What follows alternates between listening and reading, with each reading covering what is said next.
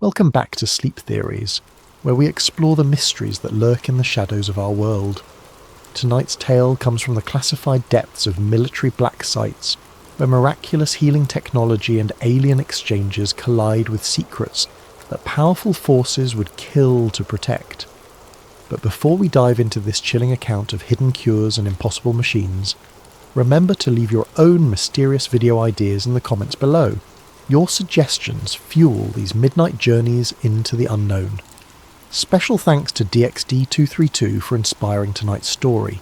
And if these tales of suppressed miracles and government conspiracies send the right kind of shivers down your spine, hit that like button and subscribe to Sleep Theories for more stories that blur the line between fact and nightmare.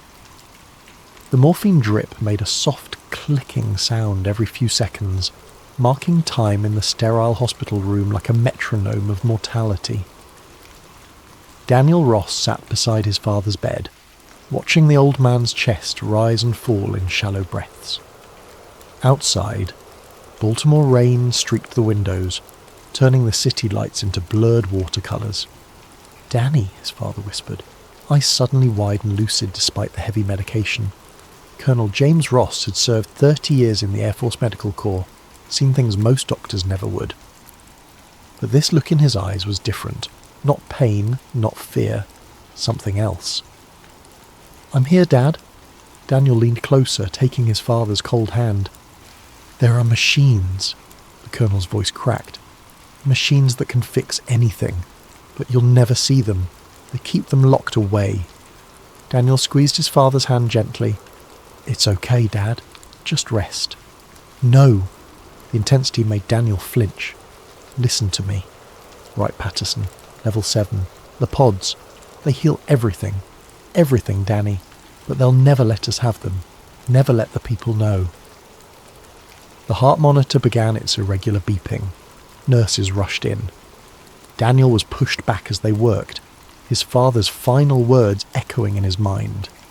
Within minutes, Colonel James Ross was gone, taking his secrets with him. For months afterward, Daniel told himself it was just the morphine talking. Deathbed hallucinations. His father had been a practical man, a man of science. The idea of miracle healing machines hidden away by the government was conspiracy theory nonsense. But sometimes, late at night in his apartment, Daniel would remember the absolute certainty in his father's eyes, and he would wonder. Chapter 1. The Leak. 18 months after his father's death, Daniel Ross found himself in a place he'd never imagined. Deep underground, beneath a nondescript office building in Bethesda, Maryland, his biomedical engineering firm had landed a defense subcontract. Upgrade the cooling systems for server farms at various government facilities. Boring work, but it paid well. The facility manager, a nervous man named Peterson, led him through endless beige corridors. "Everything down here is classified," Peterson said for the third time. "You see nothing. You say nothing." "Just here for the HVAC systems," Daniel replied, hefting his diagnostic equipment. They reached server room 7, and Peterson unlocked 3 separate security doors. "You've got 2 hours. I'll be right outside." The room hummed with the white noise of 1,000 cooling fans. Daniel got to work, checking temperature readings and airflow patterns. It was while crawling behind a server rack that he first saw them, fibre optic cables running into a panel marked with warnings in 3 languages. But it wasn't the warnings that caught his eye, it was the label, HMP-PODV, 3.1 Network Interface. Daniel's hand stilled. Pod. His father's word echoed across 18 months of grief.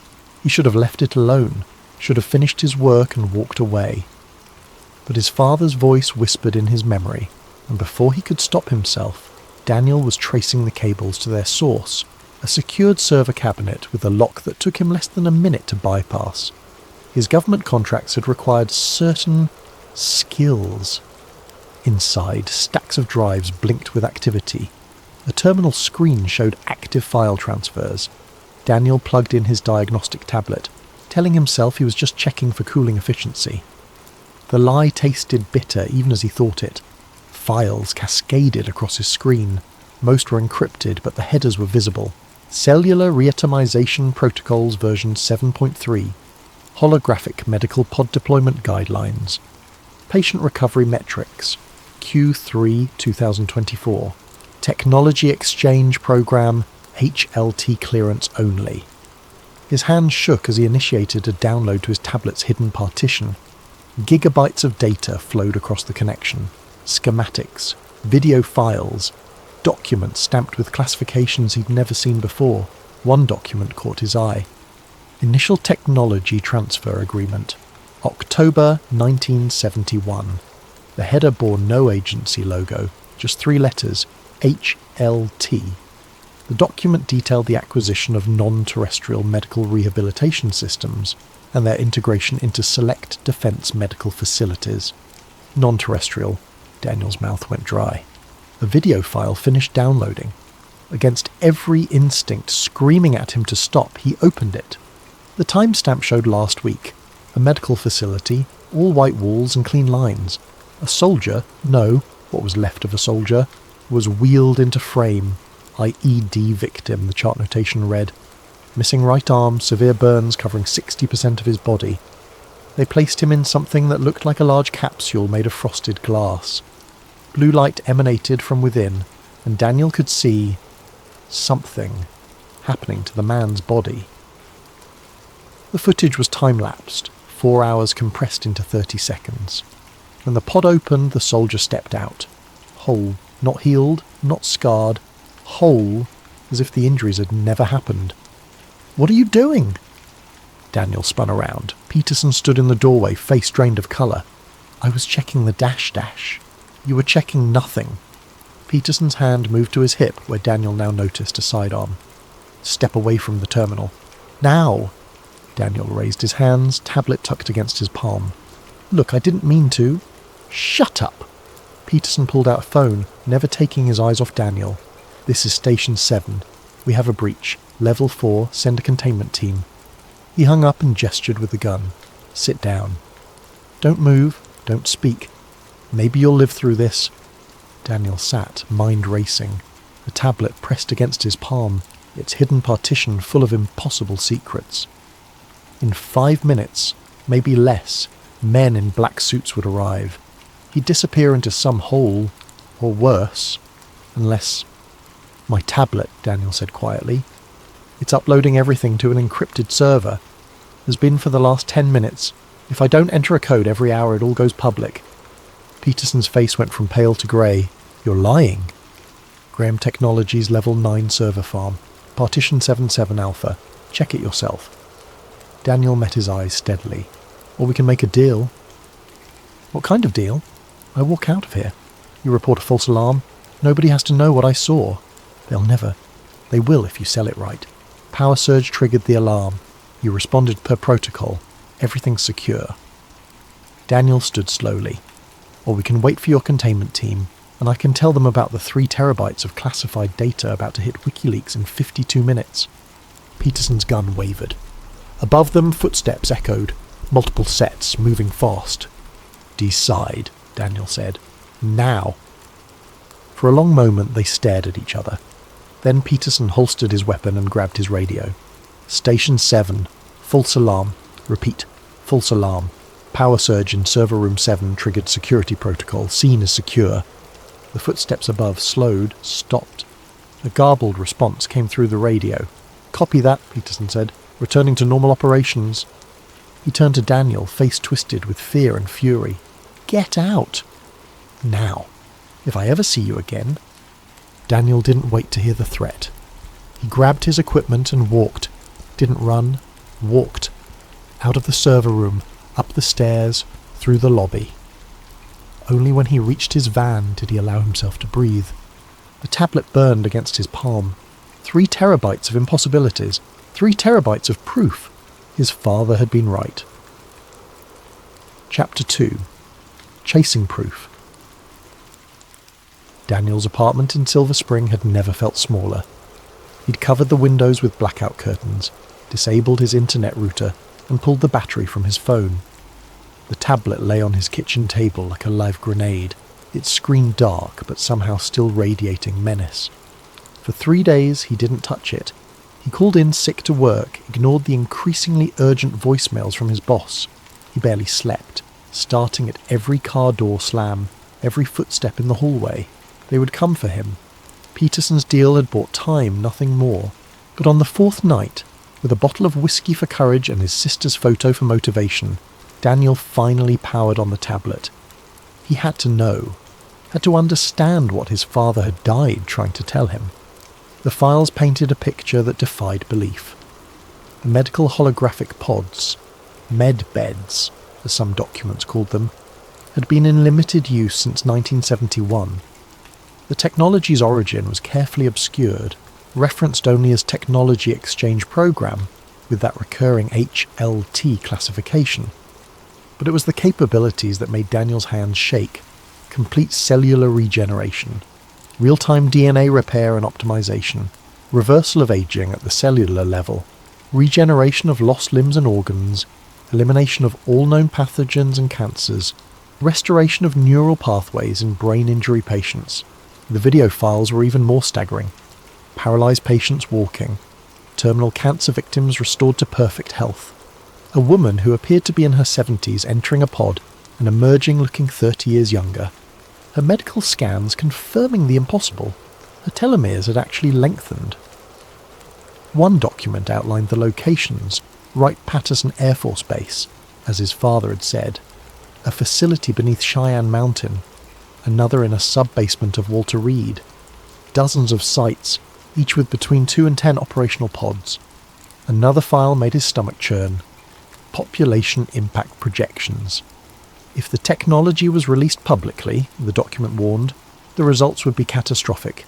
Healthcare industry collapse, pension system failure as lifespans extended indefinitely, overpopulation, resource depletion, social chaos. Controlled deployment only, the summary concluded. Tier 1 personnel and critical assets only.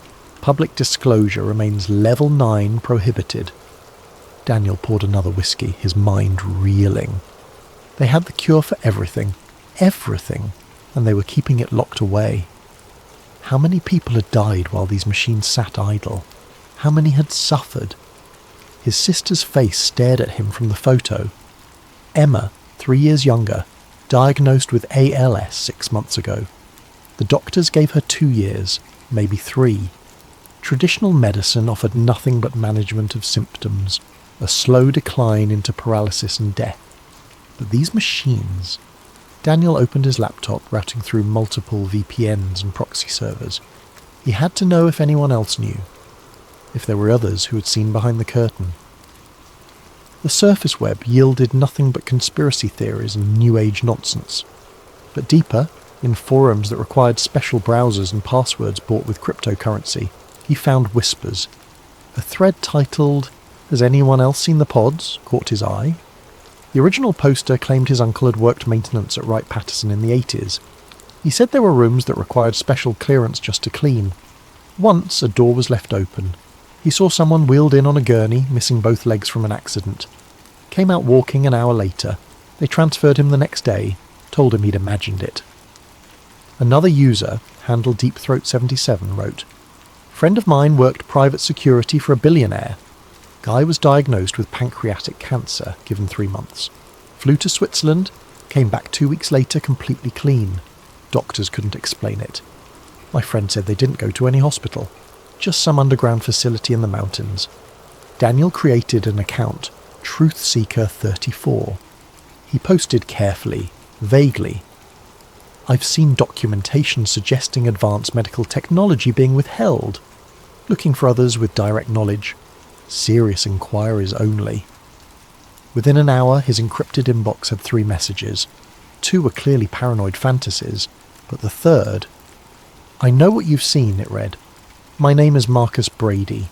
I worked level 7 medical at Wright-Patterson from 2018 to 2023. I've used the pods. I've seen what they can do. And I know why they'll never let us have them. Meet me tomorrow, noon, Lincoln Memorial. Come alone. Look for the man feeding pigeons near the reflecting pool." Daniel stared at the message. It could be a trap. Probably was a trap. But if this Marcus was real, if he had actually worked with the pods... He thought of Emma growing weaker each day, thought of his father's dying words. He had to take the chance. The next morning, Daniel took every precaution he could think of. Changed metro lines 3 times, doubled back through Georgetown, wore a baseball cap and sunglasses, kept his head down. By the time he reached the Lincoln Memorial, his shirt was soaked with nervous sweat. The reflecting pool stretched before him, tourists wandering its length despite the October chill. And there, on a bench near the middle, sat a middle-aged Asian man tossing breadcrumbs to a cluster of pigeons. Daniel approached slowly, hands visible. The man didn't look up. "Beautiful day," Daniel said, the agreed-upon phrase.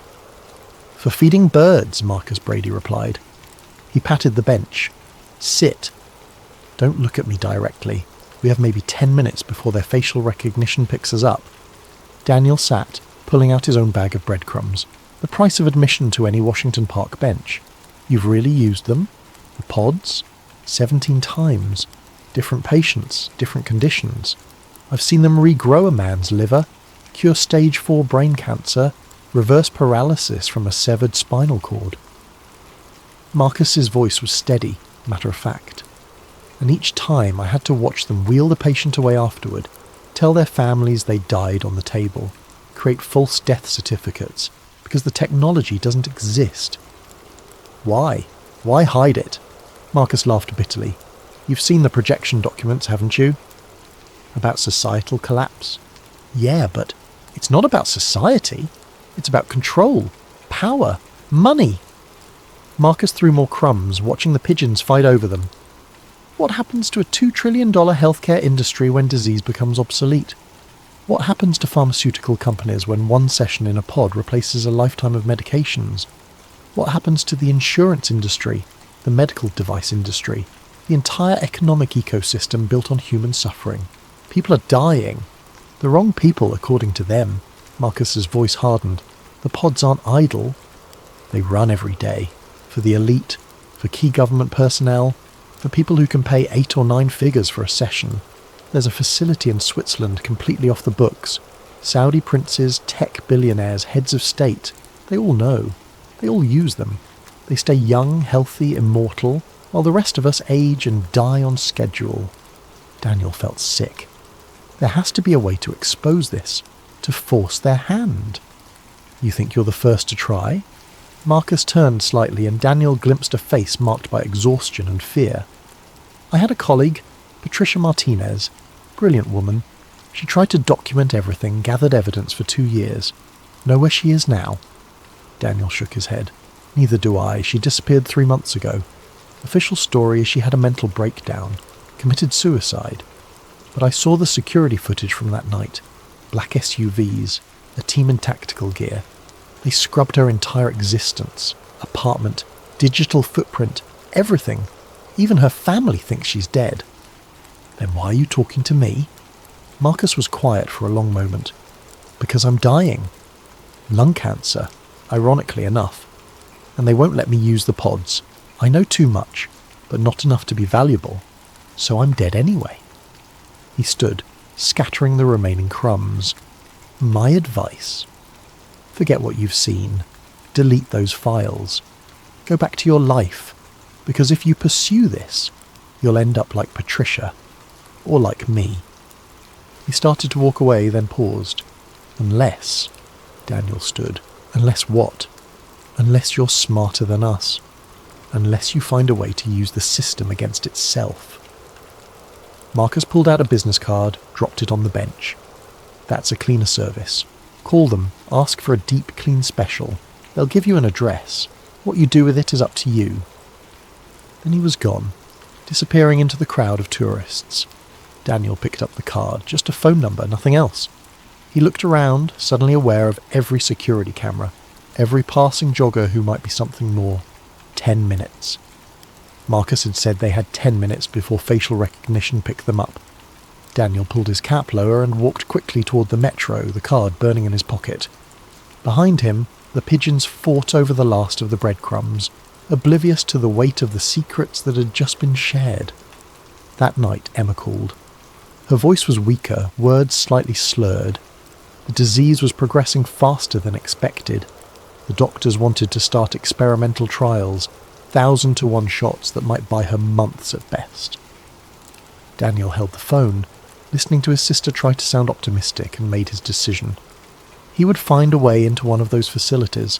He would save Emma, or die trying. Chapter 3. Into the facility. The cleaner service turned out to be a laundromat in Anacostia, the kind of place where questions weren't asked and cash was king. Daniel walked in at exactly 3 p.m. as instructed, and asked for the deep clean special. The woman behind the counter, hair in curlers and chewing gum like her life depended on it, didn't even look up. Dryer 7. Your clothes will be ready in an hour. Daniel found dryer 7 running empty. Taped inside was an envelope containing a single sheet of paper, GPS coordinates, a date 2 weeks away, and instructions that made his blood run cold. Decommissioned medical facility, Nevada test site. Maintenance window 0200 to 0600 hours.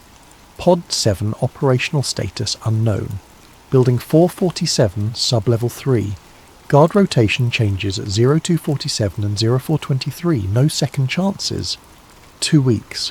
Daniel spent them in fevered preparation. He liquidated his retirement accounts, maxed out credit cards, assembled equipment he'd need. Night vision goggles, electronic lockpicks, a signal jammer he bought from a Russian on the dark web, and most importantly, credentials. His years working defence contracts had taught him the bureaucracy's weakness. Paperwork. The right forms, the right badges, the right confidence, and you could walk into almost anywhere. He crafted an identity. Daniel Morrison, biomedical contractor with Theoretical Systems Inc., a shell company that existed only in Delaware filing documents, and a website he built in 3 hours. The drive to Nevada took 2 days. He stopped only for gas, sleeping in his van at rest stops, paranoid that every state trooper was looking for him. By the time he reached the coordinates, 60 miles northwest of Las Vegas in the middle of nowhere, exhaustion and adrenaline had him running on pure determination. The facility looked abandoned. Chain-link fence topped with old razor wire, warning signs faded by decades of desert sun. But Daniel's night vision showed what casual observers would miss. Fresh tyre tracks, security cameras painted to look rusted, and a guard shack that was definitely not empty. He waited until 2300, then drove to the gate with confidence he didn't feel. The guard, half asleep and clearly not expecting visitors, barely glanced at the work orders Daniel had forged. Theoretical Systems, Daniel said, handing over his credentials. Emergency maintenance on the cooling systems. Should have been here yesterday but got held up in Vegas. The guard squinted at the paperwork, then at his computer screen. For a heart-stopping moment, Daniel thought it was over. Then the guard shrugged. Building 447's that way. Park around back. You know the drill. No photos, no phone calls, no wandering around, in and out. Copy that. Daniel drove through, hands steady despite the sweat running down his back. Building 447 looked like every other military structure from the 1960s. Concrete block, small windows, designed to survive nuclear war. But the keypad lock was modern, as were the cameras covering every angle.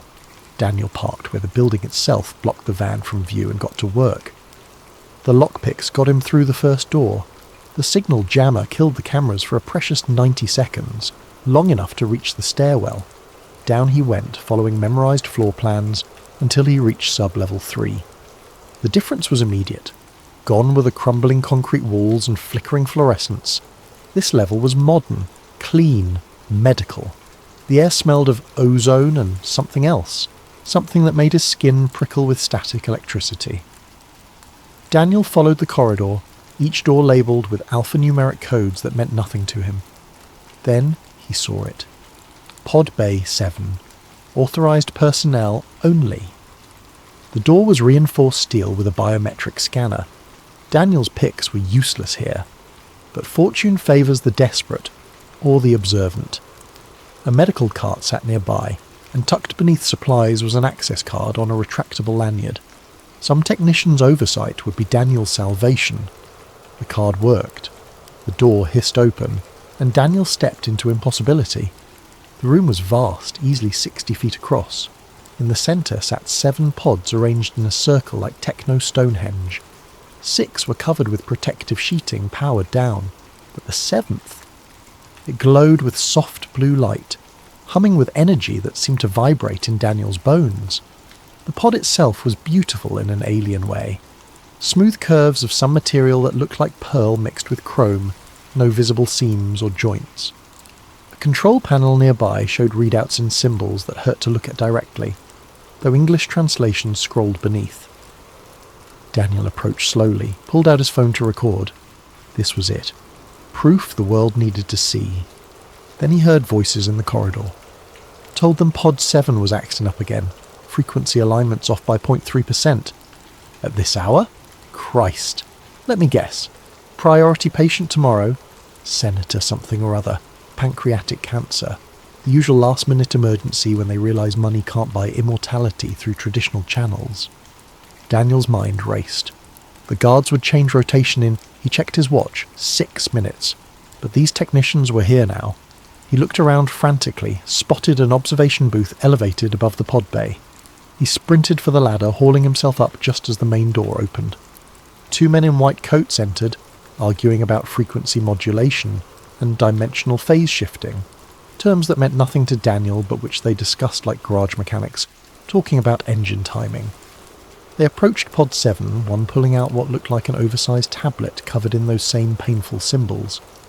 There's the problem, one said. The crystalline matrix is misaligned. Must have happened during the last age regression session. Those always stress the system. How long to fix? 20 minutes, maybe 30. Good thing we caught it. Another day and it might have started randomly teleporting patients again. Randomly teleporting? Daniel filed that impossibility away with all the others. For 20 minutes he watched them work, recording everything.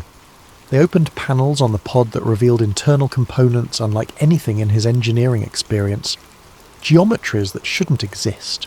Materials that seemed to phase in and out of visibility. Energy patterns that made his eyes water. Then one of them said something that made his blood freeze. "Hey Richardson, you smell that?" "Smell what?" "Like sweat." B.O. When's the last time anyone cleaned in here? They both looked around, faces suspicious. Daniel pressed himself flat against the booth floor, not daring to breathe. Below, one technician walked the perimeter of the room while the other continued working. "Probably just the ventilation system," Richardson said finally. "This whole building's falling apart, except for our little miracle machines, of course." They finished their work, ran diagnostics that lit up the pod with patterns of light that seemed to reach into dimensions Daniel couldn't name. Then, finally, they left. Daniel waited another 5 minutes before climbing down. His legs shook, but he forced himself to approach the pod, to touch its surface. It was warm, almost alive, pulsing gently like a slow heartbeat. On impulse, he pressed his hand to what looked like a reader panel. The pod responded immediately, symbols cascading across its surface. One resolved into English. Scan complete. Subject shows 17 cellular anomalies. Treatment time 4.7 hours. Initiate 17 anomalies. Daniel thought of every ache, every pain, every minor health issue he'd ignored over the years. The pod knew them all from a single touch. For a moment he almost pressed yes, almost climbed inside to see what miracles felt like. Then he thought of Emma dying by degrees in a hospital bed. This wasn't for him. But maybe... Daniel yanked out his phone, started photographing everything. The control panels, the pod itself, serial numbers, anything that might help him understand how to get Emma here. Or better yet, how to get one of these pods to her. He was so focused on documenting that he almost missed the soft chime from the door, almost missed the sound of footsteps. "I told you someone would come eventually." Daniel spun around. A woman stood in the doorway, mid-50s, silver hair in a neat bun, wearing a white coat with no identification. She didn't look surprised to see him. "Mr. Ross," she continued, stepping into the room. "Oh yes, we know who you are. We've known since you downloaded those files in Bethesda. Did you really think Mr. Peterson's deal would hold?" Daniel backed toward the pod, mind racing for exits that didn't exist. "Who are you?" Dr. Elizabeth Kane. I run this facility and several others. She moved with calm confidence, no fear of the intruder in her domain. I must say, you've shown remarkable resourcefulness. Most people who stumble onto our secrets simply disappear. But you're different. If you're going to kill me... Kill you? She laughed, a sound like silver bells. Mr. Ross, why would we kill someone with your skills, your determination, your very personal motivation? She gestured to the pod. We want to save your sister. We understand that drive better than you might think.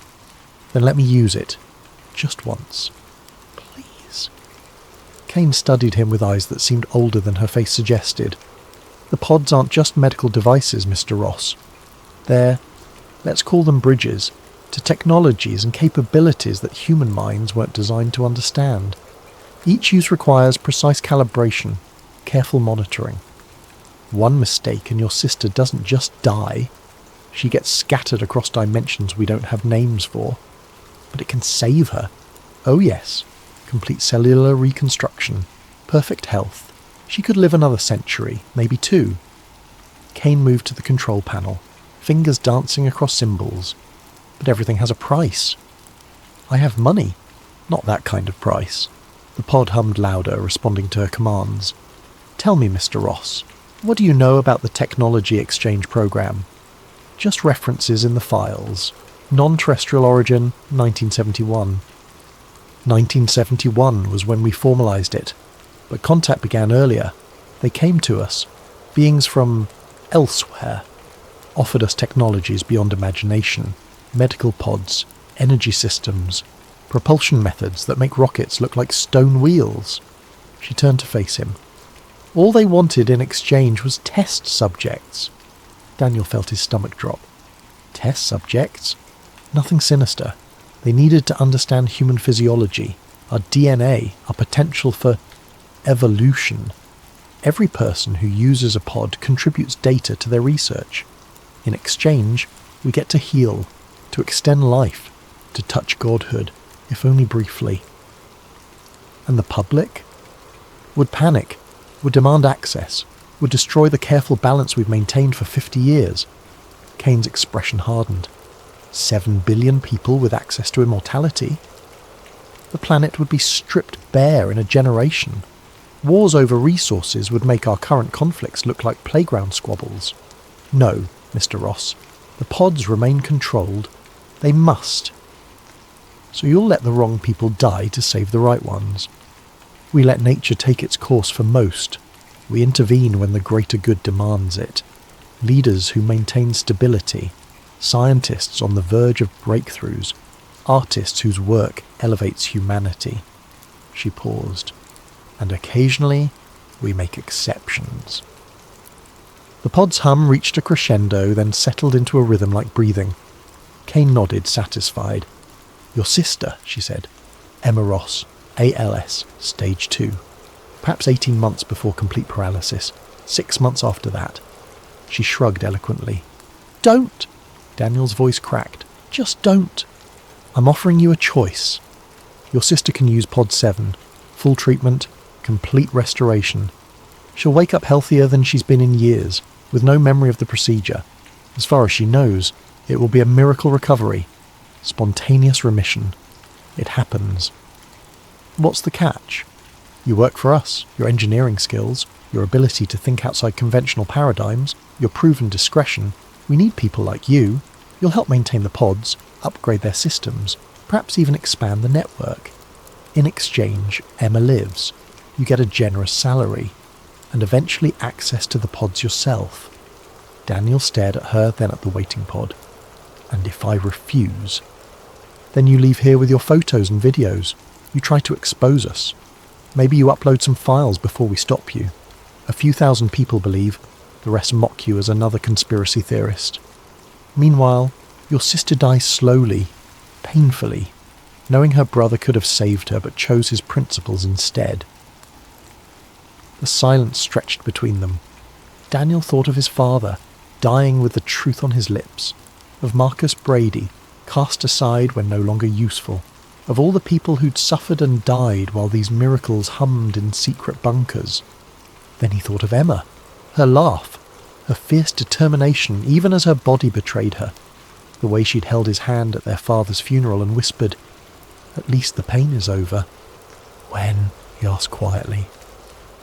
Kane smiled, victory and perhaps sympathy in her expression. "Tomorrow night. We'll arrange her transfer here. A specialist consultation in Las Vegas. All very routine. She'll wake up in a private clinic. Diagnosis reversed. Doctors baffled but delighted. And you'll report to our facility in Maryland on Monday to begin your new career." She held out a tablet. "Standard employment contract. Sign here." Daniel took the tablet with numbed fingers. The contract was dozens of pages of legal terminology, but the key points were clear: lifetime employment, top secret clearance, penalties for disclosure that started at imprisonment and got worse from there. At the bottom, a single line awaited his signature. He thought of all the people who would continue to suffer, all the lies that would continue to be told, all the principles he was about to betray. Then he signed his name. Kane took the tablet back, nodding with satisfaction. "Welcome to the program, Mr. Ross. Your orientation packet will arrive tomorrow. For now, security will escort you out.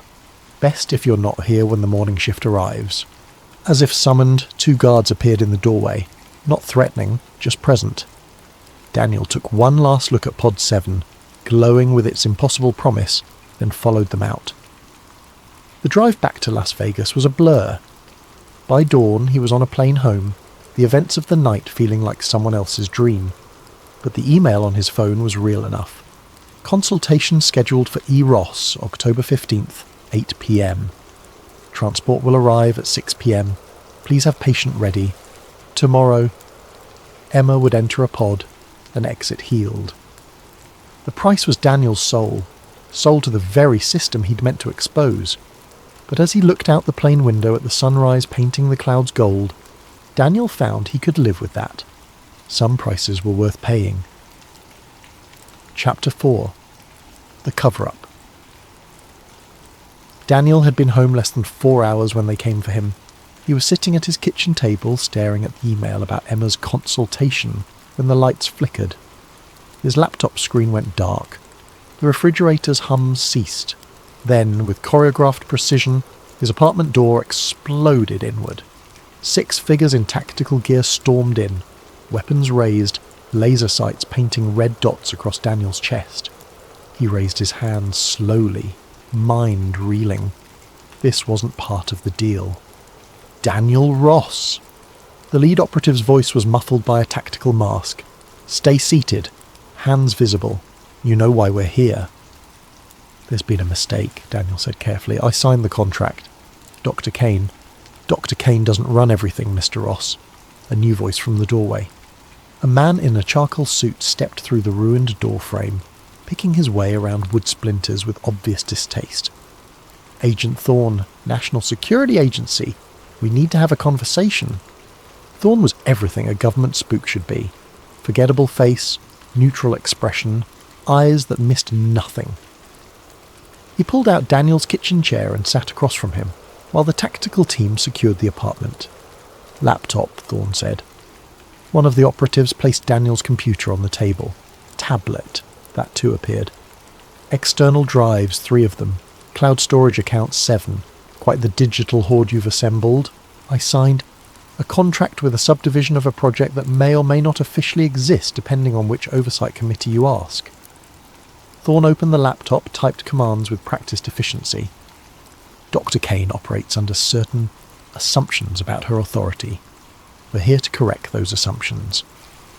Daniel watched his files being deleted. Every photo, every video, every downloaded document disappearing into digital oblivion. "You're destroying the evidence." "Evidence of what?" Thorne asked mildly. "You broke into a decommissioned medical facility and found some abandoned equipment. Your photos show empty rooms and obsolete machinery. Your videos capture nothing but shadows and speculation." The laptop screen flickered. Where Daniel's pod footage had been, new files appeared. The same locations, but empty. Dust-covered floors, rusted equipment, abandoned rooms that hadn't seen use in decades. Deepfake technology has gotten remarkably good, Thorne continued. Amazing what we can do in post-production. Your originals never existed. You photographed exactly what we're showing you. Nothing. My sister, Daniel said desperately. The consultation cancelled. Thorne closed the laptop with a soft click. Your sister will receive excellent care at Johns Hopkins. Experimental treatments, the best doctors, every conventional therapy available. She might even experience significant improvement. Medicine advances every day, after all. But she'll die. We all die, Mr. Ross. Some sooner than others. That's the natural order. Thorne stood, straightening his tie. You have two choices. Accept reality as we've defined it, and your sister gets the best care money can buy. Continue to chase fantasies and she gets nothing. You get nothing except a padded room where you can tell your stories to people who specialise in delusions. The tactical team was already withdrawing, taking every piece of evidence with them. Daniel's apartment looked like a hurricane had passed through, but he barely noticed. His mind raced, searching for leverage that didn't exist. Dr. Kane promised. Dr. Kane exceeded her authority. She's being reassigned. The Nevada facility is being decommissioned as we speak. Too many security breaches lately. Too many curious engineers thinking they can save the world. Thorne moved toward the door, then paused. A word of advice. Take the gift we're offering. Your sister gets time, possibly years. You get to keep your freedom, your sanity, your life. That's more than most who dig this deep receive. And the pods? Thorne smiled, a thin, humourless expression. What pods, Mr. Ross? There are no pods. There never were any pods. You had a stressful experience, perhaps a minor breakdown after your father's death. It happens. But you're better now, aren't you? Ready to return to your normal life? The threat was clear in every word. Daniel nodded slowly, hating himself for the gesture. Excellent. Someone will be in touch about repairing your door. Oh, and Mr. Ross? We'll be watching.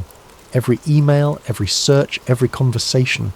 One mention of your delusions and our generosity evaporates. Understood? Daniel understood. He understood he'd lost. That Emma would suffer and die while miracle cures existed miles beneath the desert. That his father's truth would remain buried with him. Thorne left without another word. Daniel sat in his ruined apartment, surrounded by the debris of his naive hopes, and wondered how many others had sat in similar ruins, silenced by the weight of impossible truths. His phone buzzed. Emma texting him. Weird news. Got a call from Johns Hopkins. They want me in some cutting-edge trial. Fully funded. Maybe things are looking up. Daniel typed back with numb fingers. That's wonderful. I'll drive you there myself. He put the phone down and stared at his hands. Somewhere in bunkers and hidden facilities the pods hummed with their alien songs. The elite entered broken and emerged whole. The powerful grasped at immortality while the masses withered on schedule. And Daniel Ross would say nothing, do nothing, be nothing but another silent witness to humanity's greatest secret. The price of his sister's time had just gone up. Chapter 5. The Personal Test. 6 months passed in a haze of careful normalcy. Daniel returned to work, upgrading cooling systems in buildings that definitely didn't house miracle technology.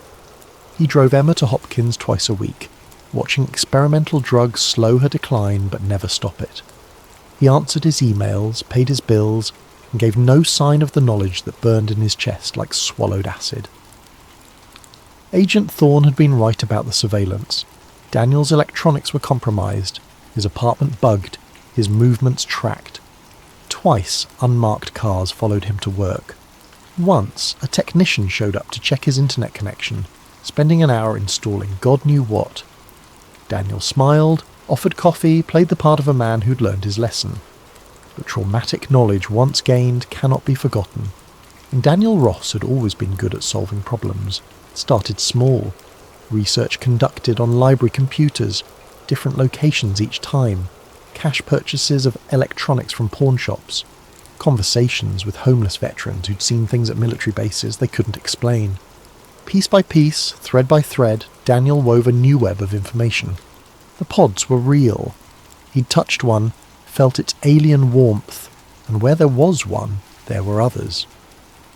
The question was, how to reach them without triggering another visit from Thorne's team. The answer came from an unexpected source. Marcus Brady, the dying man from the Lincoln Memorial, reached out through an intermediary, a flower delivery to Daniel's office with a card reading only, "The cherry blossoms are beautiful this year." The same phrase Chen had mentioned in their brief meeting. Daniel found him in a hospice facility in Arlington, a shadow of the man from 6 months ago. The cancer had progressed brutally, reducing him to skin and determination. "Knew you'd come eventually," Marcus wheezed. "They all do. Can't unsee what we've seen."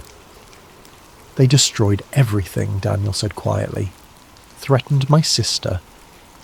Standard playbook. Marcus coughed, specks of blood staining his lips. "But they're not omnipotent. Just careful. And sometimes careful creates patterns." He gestured weakly to a drawer. Inside, Daniel found a single sheet of paper covered in what looked like random numbers and letters. "Transportation logs," Marcus explained. "Took me 3 years to compile. When they move patients to the sites, they use specific vehicles, specific routes. Bureaucracy demands documentation, even for secrets." Daniel studied the paper. Slowly, patterns emerged. Vehicle identification numbers that repeated, GPS coordinates that clustered around certain areas, times and dates that suggested regular schedules. "Tomorrow night," Marcus continued with effort. "Emergency med flight. Baltimore to classified location. Senator's wife. Ovarian cancer. Terminal. Another coughing fit. You want to save someone? That's your window. Security will be minimal. They rely on secrecy, not force. 1 patient, 1 doctor, 2 EMTs, private hangar, Signature Aviation, flight plan lists, medical facility in Richmond. But they'll divert. They always divert." Daniel memorized every detail, then burned the paper in Marcus's presence. The dying man smiled. "Do what I couldn't," he said. "Save 1 person. Prove it's possible. Maybe that's enough." Marcus Brady died 2 days later. The obituary mentioned his service at Wright-Patterson. Nothing more. Another keeper of secrets taken to his grave. But his final gift lived on in Daniel's mind. A chance. A real chance. The next night found Daniel at Baltimore's Signature Aviation facility, dressed in stolen EMT uniform, credentials forged with skills sharpened by desperation. The private hangar buzzed with quiet activity. Rich people fleeing to richer places, their jets fueled by money and privilege. And there, in Hangar 7, a medical transport jet sat waiting. Daniel watched from the shadows as they wheeled her in. A woman in her 60s, unconscious, cancer carving her into a living skeleton. Her husband followed, a senator Daniel recognized from CSPAN, face etched with grief and desperate hope. 2 EMTs, as Marcus predicted. 1 doctor, a pilot who stayed with the plane. Daniel waited until the EMTS stepped out for a smoke break, complaining about another midnight run to nowhere. "I swear, these terminal cases all end up at the same place," one said. "But the overtime's killer, so who's asking questions?" Daniel stepped out of the shadows, syringe in hand. "Sorry about this." The sedative worked fast. Both EMTs crumpled before they could cry out. Daniel dragged them behind a fuel truck, took the taller one's jacket and credentials. His hands shook as he boarded the jet. The doctor looked up from the patient. "About time. We're wheels up in 5. Daniel nodded, kept his head down, busied himself with equipment he half understood. The senator sat in the back, staring at his dying wife. He never even looked at the help. The jet lifted off into the night. Daniel watched Baltimore shrink below, knowing he'd crossed a line he could never uncross. But in the medical berth, a dying woman breathed shallow breaths, and somewhere ahead, a pod waited that could save her. He just had to figure out how to save Emma too. The flight took 2 hours. As Marcus had predicted, they diverted, first to Richmond as filed, then west into the mountains of West Virginia. The pilot descended toward what looked like empty forest. until runway lights suddenly blazed to life, revealing a landing strip carved into the mountainside. "Arrival at Mountain Site Echo," the pilot announced. "Medical team stand by for patient transfer." They were met by more medical staff, faces hidden behind surgical masks. The senator was led away by someone in a suit. "Standard intake procedures, sir, you understand." The patient was wheeled toward a building that looked like a ski lodge from outside, but hummed with hidden power. Daniel followed, playing his part until they reached the medical bay. And there they were, 3 pods, identical to the one in Nevada, glowing with that same impossible light. "Which one?" the doctor asked. "Pod 2 is optimal for cellular reconstruction," a technician answered. "Calibrated for oncological intervention. 4 hours for complete remission." They transferred the senator's wife into the pod with practiced efficiency. Daniel watched the displays light up. DNA analysis, cellular mapping, treatment protocols in that painful symbolic language. The pod sealed with a soft hiss, and the woman inside was bathed in blue radiance. "Always gives me the creeps," one of the techs muttered. "Like watching someone get rebuilt from scratch." "Because that's exactly what's happening," the doctor replied. "Every cell analysed, corrected, perfected. She'll walk out of there 20 years younger, biologically speaking." 4 hours! Daniel had 4 hours before they discovered he wasn't supposed to be there. 4 hours to figure out how to get Emma here, or better yet, how to steal one of these pods. He excused himself, bathroom break, and slipped deeper into the facility. His stolen credentials got him through 2 checkpoints before he found what he was looking for. A storage area filled with pod components, spare parts, diagnostic equipment, and there, covered in protective plastic, a partially assembled pod marked Unit 12, pending installation. It would take a truck to move it, teams of technicians to assemble it, power sources he couldn't begin to understand. But as Daniel examined the components, a different plan formed. Not theft, that was impossible, but sabotage? Creating a crisis that demanded emergency evacuation of patients. He was reaching for his phone to photograph the pod specifications when a hand fell on his shoulder. "Mr. Ross, we really must stop meeting like this." Daniel turned to find Dr. Kane, looking no different than she had 6 months ago. If anything, she looked younger. The pods, he realised. She used them regularly.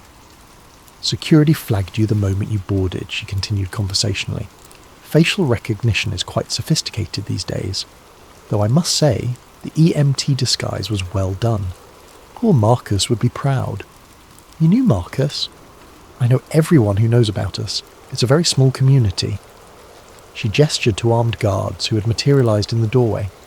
"The question is what to do with you now. Agent Thorne would insist on permanent solutions. But I've always been more creative." She led him back to the medical bay where the senator's wife still floated in Pod 2, cancer being methodically erased from her existence. The senator himself stood watching, tears streaming down his face. "Hope is a powerful thing," Kane mused. "He'll pay anything, do anything to save her, just as you would for Emma." She turned to Daniel. "So I'm going to make you the same offer, with modifications. Work for us. Help us expand the network, and Emma gets treated. Refuse, and, well, Thorne's team is already en route. ETA 20 minutes. You tried this before. I offered employment before. Now I'm offering partnership." Her eyes glinted. "You've proven you can't be contained, can't be threatened into silence. So instead, we make you complicit. Give you what you want most. Tie you so deeply into the program that exposing us means destroying yourself." Daniel looked at the pod, at the dying woman being reborn inside. "And Emma?" "Can be here tomorrow. Full treatment, complete restoration. All you have to do is say yes, then help us build more. The demand is growing, you see. Too many senators' wives, too many CEOs with terminal diagnoses. We need to expand carefully, quietly. Someone with your skills would be invaluable. Building pods for the elite while everyone else dies. Building bridges to a future where perhaps, eventually, everyone has access. Baby steps, Mr. Ross. Rome wasn't built in a day, and paradise can't be distributed overnight." She checked her watch. 15 minutes until Thorne arrives. He won't offer deals. Choose. Daniel thought of his father, dying with truth on his lips. Thought of Marcus, compiling transportation logs with his last strength. Thought of all the people who'd fought this system and lost. Then he thought of Emma, and made the only choice he could. "I'll need a team," he said quietly, "and access to the original specifications." Kane smiled like a cat with cream. "Done. Welcome to the future, Mr. Ross, however compromised it might be." Chapter 6. The Payoff. The call came at 3 a.m. 2 years later. Daniel sat up in his Arlington penthouse, instantly awake. The encrypted phone, the one only 3 people had the number for, buzzed insistently on his nightstand. Yes. It's time. Kane's voice tense with something he'd never heard before, fear. "Thorne knows. About everything. About you. About Emma. About the expansions. Extraction team incoming. You have maybe 10 minutes. Daniel was already moving, grabbing the go-bag he'd kept packed since day one. How? Congressional oversight finally grew teeth. Audit of black budget programs. Someone talked. A pause. "I'm sorry, Daniel. We're shutting it all down. Scorched earth protocols. Everyone involved. Disposed of." The line went dead. Daniel allowed himself 5 seconds of despair, then shifted into the exit strategy he'd rehearsed 100 times. Down the service elevator, through the parking garage, into a car registered to someone who didn't exist. As he drove through empty streets, he thought about the last 2 years. Emma walking out of a pod with tears of joy, her body whole and strong. The dozen facilities he'd helped build, hidden in plain sight across the country. The hundreds of patients, always wealthy, always connected, who'd been quietly cured of everything from cancer to spinal injuries. And the data he'd secretly compiled. Every patient, every transaction, every pod specification. Terabytes of proof stored in ways even the NSA couldn't trace. His insurance policy, gathering dust while he played the good soldier. Time to cash it in. Daniel ditched the car at Reagan National, caught the first flight to Miami under one of his prepared identities. From there to Mexico City, paying cash, staying off the grid. By the time Thorne's teams kicked in his penthouse door, he was sipping coffee in a Oaxaca cafe, uploading years of evidence to servers scattered across the globe, but not to WikiLeaks, not to journalists. Daniel had learned the hard way that raw truth was too dangerous, too easy to dismiss or suppress. Instead, he did something smarter. He sold it. The Chinese wanted pod specifications. The Russians wanted patient lists. European pharma companies wanted the cellular regeneration data. Everyone wanted a piece of the miracle, and Daniel parceled it out like a digital drug dealer, always holding back just enough to keep them hungry. Within 6 months, knockoff pods appeared in Shanghai hospitals. Crude, limited, but functional. Moscow announced breakthrough cancer treatments that sounded suspiciously familiar. Switzerland opened discreet clinics offering revolutionary longevity therapies to those who could afford 9-figure fees. The genie was slipping out of the bottle, one expensive wish at a time.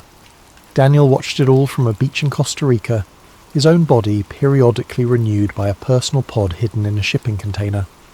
Emma visited monthly, her health perfect, her questions carefully deflected.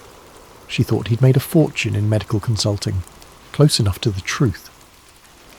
Then one evening, as tropical sunset painted the sky, a familiar figure sat down beside him at the beach bar.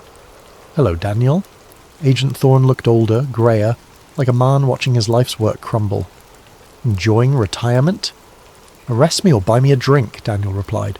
"I'm too tired for threats." Thorne signalled the bartender. 2 whiskies appeared. They drank in silence while waves crashed against the shore. 50 years, Thorne said finally. 50 years we kept it contained. Controlled. And you unravelled it all for what? Money? For Emma. For everyone's Emmas. Daniel took another sip. "You were right about the chaos, though. Moscow's fighting Beijing over patent rights to alien technology. 3 pharma CEOs assassinated this year alone. The Saudis are building a pod facility the size of a football stadium. And the original source? Still hidden. still trading their toys for our data. Daniel smiled bitterly. Turns out they don't care who uses the pods as long as they get their genetic samples. We were never containing anything, Thorne. We were just middle management. Thorne finished his whiskey and stood. There's a kill order on you. International scope. 7 figures to whoever brings your head back. I know. I'm supposed to execute it myself, clean up my own mess. Daniel tensed, but Thorne just dropped money on the bar. But I'm retiring too. Forced out by the new oversight committee. They want younger blood. People who understand the new reality. He paused. The reality you created. So what now? Now? Thorne looked out at the ocean. Now the human race gets to see if it can handle its own potential. God help us all. He walked away, leaving Daniel alone with the sunset and the weight of what he'd done. Somewhere, in hospitals and secret clinics, pods hummed their alien songs. The rich got richer in years as well as dollars. The poor waited for the technology to trickle down, as it always did, eventually. And Daniel Ross, who'd wanted only to save his sister, sat on his tropical beach and wondered if he'd saved the world or doomed it. His phone buzzed. Emma texting pictures from her rock climbing trip. Alive, healthy, happy, worth any price. Daniel ordered another whiskey and watched the stars come out. Tomorrow, another buyer would call. Another piece of paradise would be sold to the highest bidder. The future would inch closer, one transaction at a time. The cure for everything existed. It always had. Now, finally people knew. What they did with that knowledge would determine if humanity's greatest secret became its salvation or its epitaph. But that wasn't Daniel's problem anymore. He'd played his part, for better or worse. The rest was up to them. Epilogue. 5 years later. The 60 Minutes interview would later be called The Moment Everything Changed. So you're saying these so-called med beds have been in use for over 50 years? Leslie Stahl's voice carried the perfect mix of skepticism and intrigue. The woman across from her, face digitally obscured, voice modulated, nodded. Since 1971, hidden in military installations, private clinics, underground facilities, used exclusively by the elite while millions died from curable diseases. And you know this because I used them, maintained them, helped expand the network. A pause. My name is Dr. Elizabeth Kane, and I ran the American MedBed program for 12 years.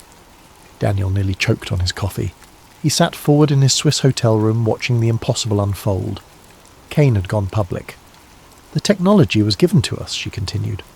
Part of an exchange program with entities from elsewhere. In return for limited use of their medical technology, we provided genetic data from human subjects. Aliens! Stahl's tone flattened. You're claiming alien technology. I'm claiming non-terrestrial origin. Call them what you like.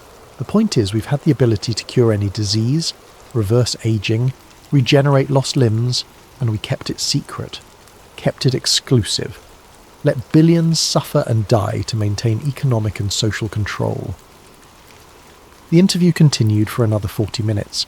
Kane provided documents, video footage, patient testimonies. She named names.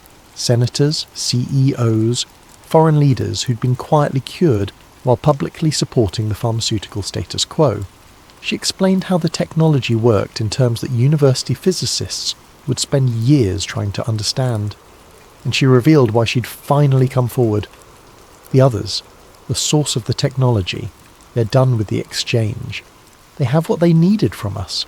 They're pulling out, taking their pods with them. Unless we act now, unless we reverse engineer what we have, we'll lose this technology forever. The interview ended with a bombshell. I've established a foundation. We're building open source pods, sharing the specifications globally. It will take time, years, perhaps decades, to match the original technology. But we will do it. We have to. Humanity's survival depends on it. Daniel's phone rang. Emma, are you watching this? Her voice shook with emotion. Is this why I got better? Did you know about this? He closed his eyes. Yes. Silence then. Thank you. Emma, no. Whatever you did, however you did it, thank you. And now, help them. Help her. Help everyone." She hung up. Daniel stared at the phone, then at the TV where analysts were already debating, politicians were already denying, and the world was already changing. His encrypted phone buzzed, a text from an unlisted number. "Time to come home, Mr. Ross. Your country needs you. Full immunity in exchange for your expertise. Thorn." Daniel laughed. Actually laughed. The old spy master had survived after all, and now wanted him to help democratize the very technology they'd killed to protect. He started packing. Costa Rica had been nice, but history was calling. The secret was out, the genie unleashed, and humanity would either rise to transcendence or tear itself apart trying. Either way, Daniel Ross would be there, building pods, training technicians, trying to give everyone the miracle that had saved Emma. It wouldn't be easy. The old guard would fight. The technology was barely understood. The social upheaval would be massive. But for the first time in 5 years, Daniel felt something he'd almost forgotten. Hope. The cure for everything existed, and finally it would belong to everyone.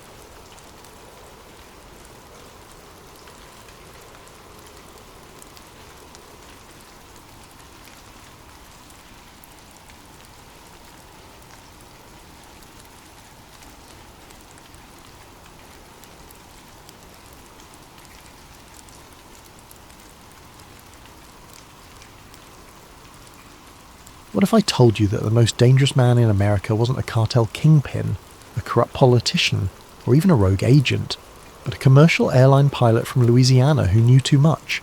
A man whose death was orchestrated not just by Colombian drug lords, but by the very government he served. Welcome to the true story of Barry Seal, where the line between patriot and traitor becomes as blurred as the smoke over a small Arkansas airport. Don't forget to leave your video ideas in the comments below, and special thanks to Don Welsh 3 for suggesting this incredible story. If you enjoy these deep dives into conspiracy and mystery, make sure to like and subscribe to Sleep Theories for more content like this. Chapter 1. The Pilot with Secrets. The Boeing 707 cut through the Atlantic darkness like a silver needle threading through black silk. Captain Adler Berriman Seal, Barry to those who knew him, adjusted his headset and glanced at the instrument panel with the casual confidence of a man who had conquered the skies. It was 1971, and at 32 years old, Barry Seal was everything Trans World Airlines wanted in a pilot. Skilled, reliable, and seemingly above reproach. But appearances, as any good investigator knows, can be deceiving. 23 years after his violent death in a Baton Rouge parking lot, I found myself sifting through boxes of declassified documents, witness testimonies, and fragments of a story that the government would prefer remained buried. As a former intelligence consultant turned investigative journalist, I've learned to read between the redacted lines, to piece together truth from the shadows of half-told tales. Barry Seal's story begins not with drugs or cartels, but with a young man who possessed an almost supernatural ability to fly anything with wings. Born on July 16, 1939 in Baton Rouge, Louisiana, Seal seemed destined for the cockpit from childhood. By the time he joined TWA in 1964, he was already known among aviation circles as a pilot who could thread a jet through a thunderstorm and land it on a postage stamp. But even then, there were whispers. Flight attendant Patricia Morrison, now retired and living in Phoenix, still remembers those early years with crystal clarity. Barry was different from the other pilots, she told me during our phone interview last spring. He'd take routes that weren't on the flight plan, claiming weather or mechanical issues, Sometimes we'd land at these tiny airports I'd never heard of, and Barry would disappear for an hour or two. When he came back, he'd always have that look in his eyes, like he'd just pulled off something incredible. The first crack in Barry Seal's respectable facade came in 1972, when federal agents arrested him on charges of weapons smuggling. According to the case files I obtained through Freedom of Information Act requests, Seal had been allegedly involved in transporting high-powered rifles and explosives to anti-Castro Cuban exiles. The charges were serious enough to cost him his job at TWA, but here's where the story takes its first mysterious turn. The case simply vanished. No trial, no conviction, no explanation. James Hutchinson, a former federal prosecutor who worked on the case, broke his decades-long silence when I contacted him last year. "I've never seen anything like it," he said, his voice still carrying traces of frustration after all these years. "We had solid evidence, witnesses, even photographs of Seal loading weapons onto aircraft. Then one morning, I came into the office and was told the case was being dropped. When I asked why, my supervisor just said the order came from Washington. The weapons charges disappeared, but they left behind something far more valuable to Barry Seal than his airline job: connections. During those months when the case hung over his head, Seal had made contact with individuals operating in the shadowy world between legitimate business and outright criminality. These weren't street corner dealers or small-time smugglers. These were sophisticated operators with international reach and government protection. William Reeves, who would later become one of Seal's closest associates, described their first meeting in testimony given years later during congressional hearings. "Barry wasn't like the cowboys we usually dealt with," Reeves said. "He had this quiet confidence, this way of making you believe he could fly anywhere, anytime, without getting caught. And he had something else, something that took me years to understand. He had protection. That protection would prove to be both Barry Seal's greatest asset and his ultimate doom." By 1974, Seal was operating out of small airstrips across Louisiana and Arkansas, flying what he claimed were cargo runs for various clients. His planes, he owned several by this point, were modified with extended fuel tanks and sophisticated navigation equipment that seemed far beyond what a cargo pilot would need. Local airport managers learned not to ask too many questions when Barry Seal's aircraft arrived in the dead of night. Tommy Henderson worked the night shift at Acadiana Regional Airport during those years. Barry would come in maybe once or twice a month, Henderson recalled. Always between midnight and 3 in the morning. He'd taxi to the far end of the runway, away from the terminal, and these cars would pull up with no headlights on. They'd unload something from the plane, load something else, and Barry would be airborne again within 30 minutes. Never saw his face clearly, but I knew it was him by the way he handled that plane. What Henderson was witnessing were the early stages of what would become one of the most extensive drug smuggling operations in American history. But Barry Seal wasn't just a smuggler, he was an innovator. He developed techniques for evading radar, created drop zones in remote areas, and established a network of corrupt officials and willing accomplices that stretched from Louisiana to Colombia and points beyond. More importantly, he had begun to attract attention from people who mattered. In the spring of 1976, according to intercepted communications I obtained from a source within the DEA, Barry Seal's name appeared in a briefing document titled "Emerging Threats, Independent Smuggling Operations." The document, heavily redacted but still revealing, described Seal as a person of interest with demonstrated capability for large-scale transportation operations, and noted his apparent immunity from successful prosecution. That immunity wasn't accidental. The truth, pieced together from dozens of interviews and hundreds of pages of documents, is that Barry Seal had become useful to people with far more power than any drug dealer.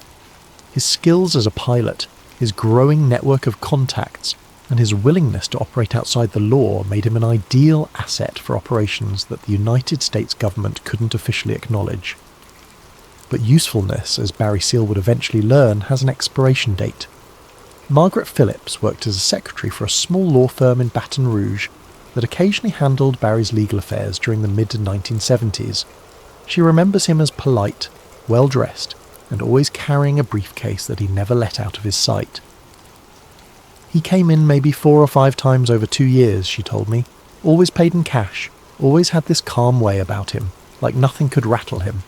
But there was one time, this was probably 1976 or early 1977, when he got a phone call in our office. I couldn't help but overhear part of it. He kept saying, "I understand the risks," and "the cargo will reach its destination." When he hung up, he sat there for maybe 10 minutes, just staring at that briefcase. Then he looked up at me and said, "Some cargo is worth more than gold, and some cargo will get you killed."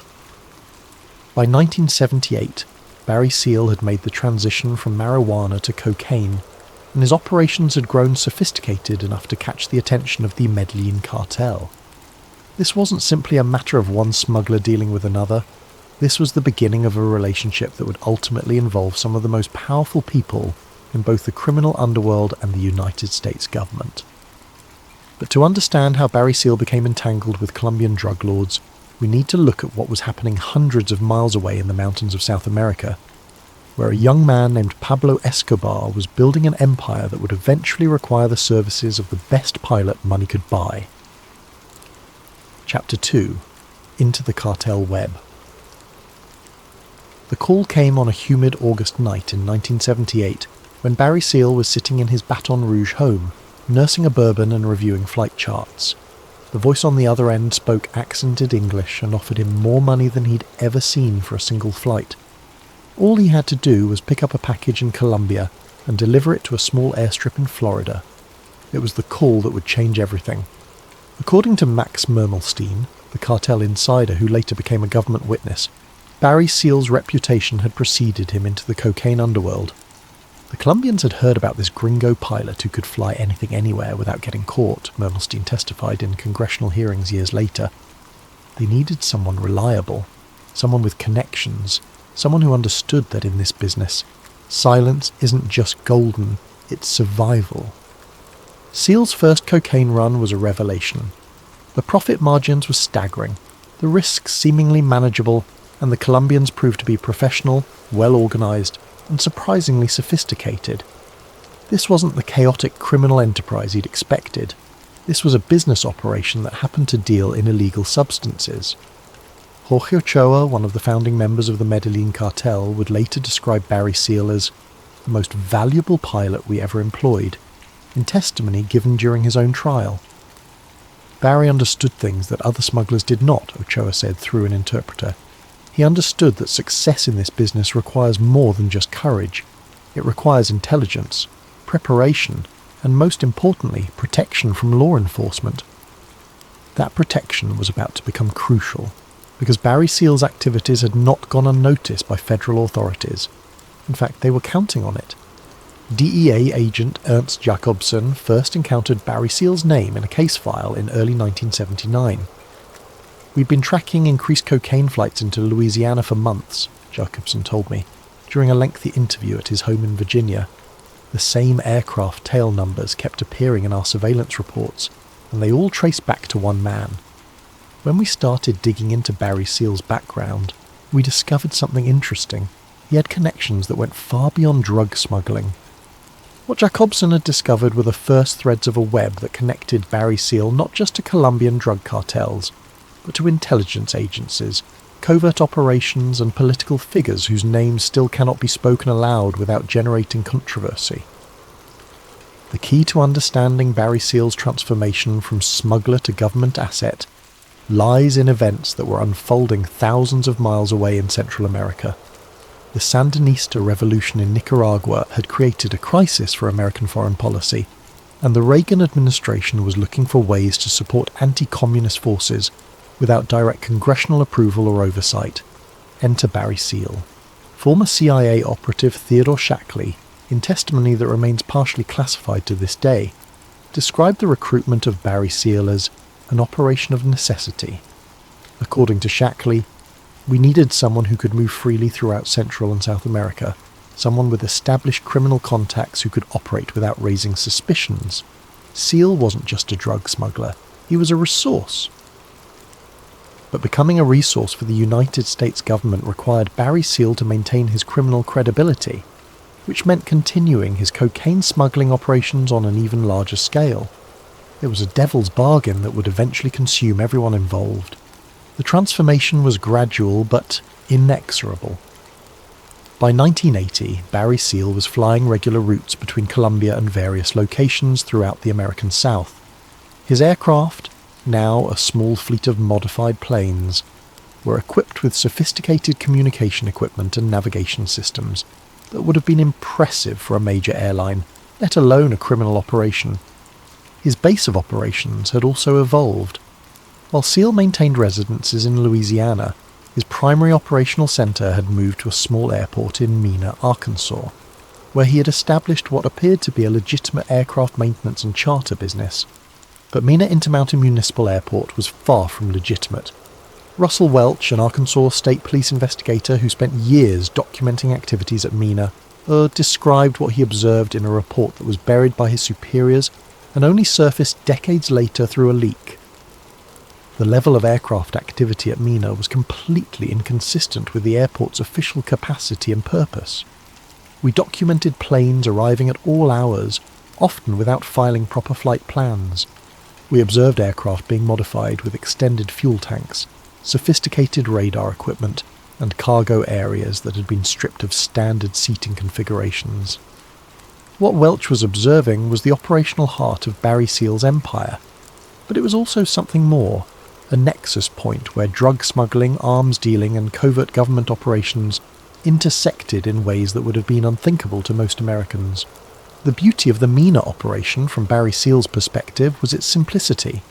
Aircraft would arrive from South America carrying cocaine, which would be offloaded and distributed through existing criminal networks. The same aircraft would then be reloaded with weapons and supplies destined for Contra forces in Nicaragua, creating a self-funding cycle that required minimal direct government involvement. It was elegant, profitable, and completely illegal. But it was also exactly what certain elements within the Reagan administration wanted to see happen.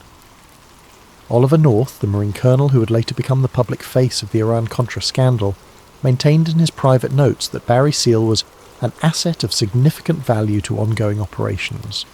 North's notes, obtained through congressional subpoena, contain multiple references to Seal's activities and suggest a level of coordination between his smuggling operations and official government policy that should have terrified anyone with knowledge of the arrangement.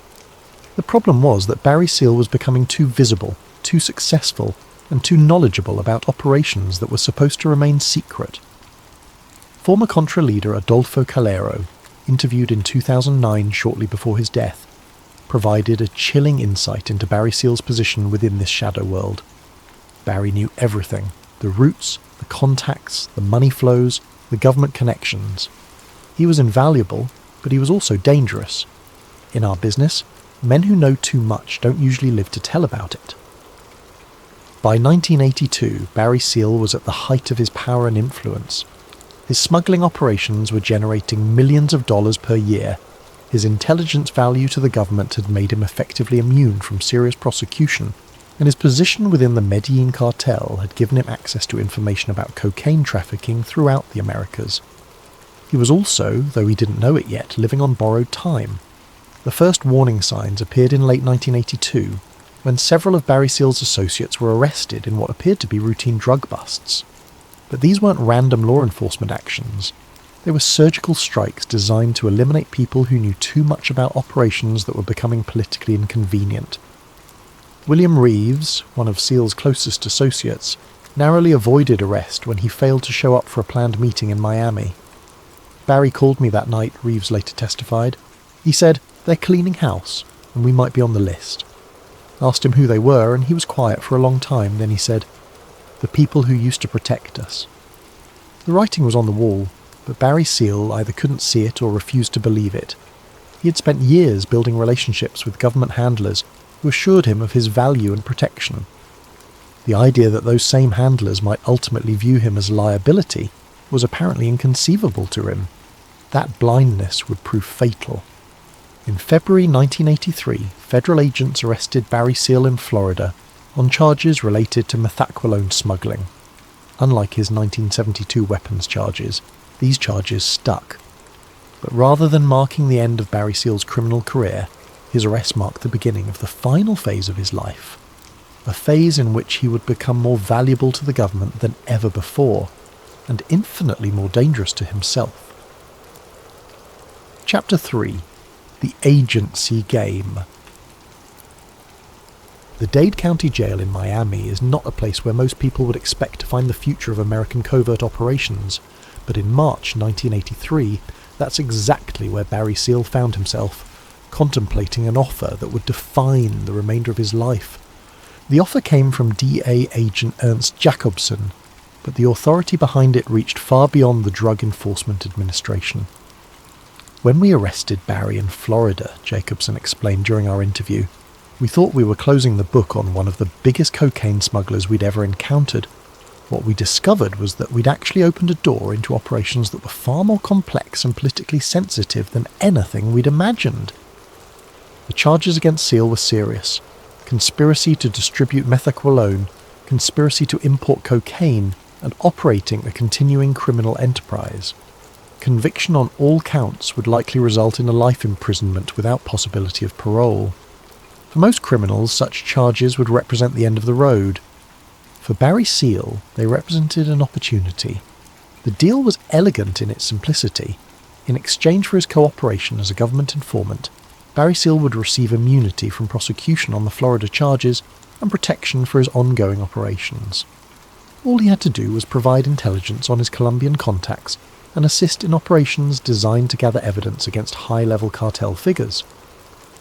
What the deal didn't specify, and what Barry Seal apparently never fully understood, was that his cooperation would require him to penetrate deeper into cartel operations than ever before, gathering intelligence that would ultimately make him the most knowledgeable American civilian about the inner workings of the Medellin cartel.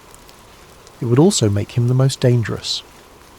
On March 28, 1984, Barry Seal signed a letter formally agreeing to act as a DEA informant. The letter, which I obtained through FOIA requests, contains language that is remarkably revealing. Mr. Seal acknowledges that his cooperation may require him to engage in activities that would normally be considered criminal in nature, and that such activities are undertaken with the full knowledge and approval of authorized government personnel.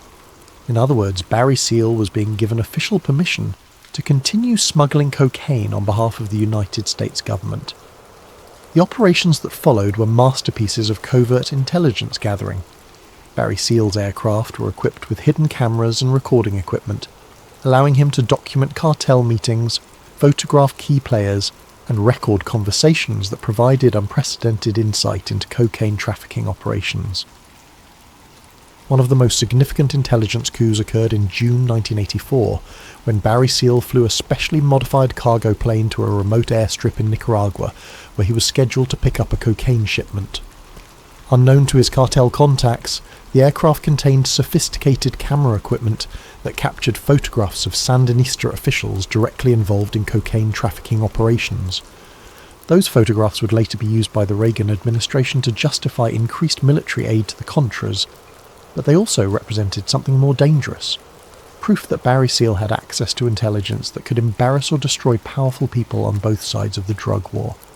Pablo Escobar himself appears in several of the photographs Barry Seal captured during this period. Former cartel accountant Oscar Navas, who later became a government witness, described the impact of Seal's intelligence gathering. Barry was like a ghost in our operations. He could go anywhere, photograph anyone, record any conversation. The amount of information he gathered was staggering, but so was the danger he represented to everyone involved. That danger was not lost on Barry Seal's government handlers, who began to realise that their asset had become almost too valuable to control and too knowledgeable to trust. The MENA, Arkansas operation during this period, reached levels of sophistication that would have impressed major international corporations. Barry Seal's aircraft maintenance facility was processing dozens of planes per month, installing specialised equipment, modifying cargo areas, and providing logistical support for operations that spanned 3 continents. But MENA was also becoming a liability. Local residents had begun to notice the unusual level of activity at the small airport. Arkansas State Police investigator Russell Welch was conducting his own investigation of SEAL's operations. Congressional staffers were asking uncomfortable questions about CIA activities in Arkansas. The solution from the perspective of Barry SEAL's government handlers was to gradually transition him from active operations to a purely intelligence role. Instead of flying drugs and weapons himself, he would use his cartel contacts to gather information, while other operators handled the actual smuggling. Barry SEAL had other plans. According to intercepted phone conversations from this period, SEAL had begun to believe that his intelligence value made him untouchable. He started taking risks that his handlers considered reckless, including direct contact with high-level cartel figures and politicians who should have remained beyond his reach. More dangerously, he had begun to document his own operations in ways that created permanent records of activities that were supposed to remain completely secret. Jennifer Morrison, a former secretary who worked at Barry SEAL's Baton Rouge office during 1984 and 1985, described finding files that contained photographs, flight logs, and financial records that chronicled years of government-sanctioned criminal activity. Barry kept everything, she told me. He had files on every flight, every contact, every payment. When I asked him why he kept such detailed records, he said, "Insurance. If something happens to me, these files are my life insurance policy." That insurance policy was about to become a liability for everyone involved in Barry SEAL's operations. In late 1984, congressional investigators began looking into rumours of CIA involvement in drug trafficking operations. The focus of their investigation was Central America and the Contra War, but their inquiries were leading them dangerously close to Mena, Arkansas and Barry SEAL's operations. At the same time, investigative journalists were beginning to piece together connections between drug smuggling and covert government operations. The story was too big and too explosive to remain secret indefinitely. Something had to be done. The first indication that Barry SEAL's protection was evaporating came in January 1985, when several of his most trusted associates were arrested in coordinated raids across multiple states. Unlike previous arrests of his people, these raids appeared to target individuals who had specific knowledge of government connections to SEAL's operations. Barry SEAL himself remained untouched, but he was smart enough to recognise a pattern. "Barry called me in a panic," recalled Thomas Cooper, a former pilot who had worked for SEAL during the early 1980s. He said they were shutting down everyone who knew about the government connections. He was scared, really scared. Barry SEAL wasn't a man who scared easily, so when I heard the fear in his voice, I knew something bad was coming. That something bad was already in motion. By spring 1985, elements within the Reagan administration had concluded that Barry SEAL knew too much about operations that could not be allowed to become public knowledge. His intelligence value was now outweighed by the risk he represented to ongoing covert activities and high-level officials. The solution was as elegant as it was ruthless. Barry SEAL would be allowed to fall into the hands of his enemies, but first he would be stripped of the protection that had kept him alive for so many years. Chapter 4. The Unraveling. The courtroom in Baton Rouge was unusually quiet on the morning of December the 20th, 1985, as Federal Judge Norman Roettiger prepared to announce his sentence for Barry SEAL. The charges, conspiracy to import and distribute cocaine, carried a potential life sentence, but everyone in the room knew that Barry SEAL's cooperation with federal authorities had earned him consideration for a much lighter punishment. What they didn't know was that Judge Roettiger was about to sign Barry SEAL's death warrant.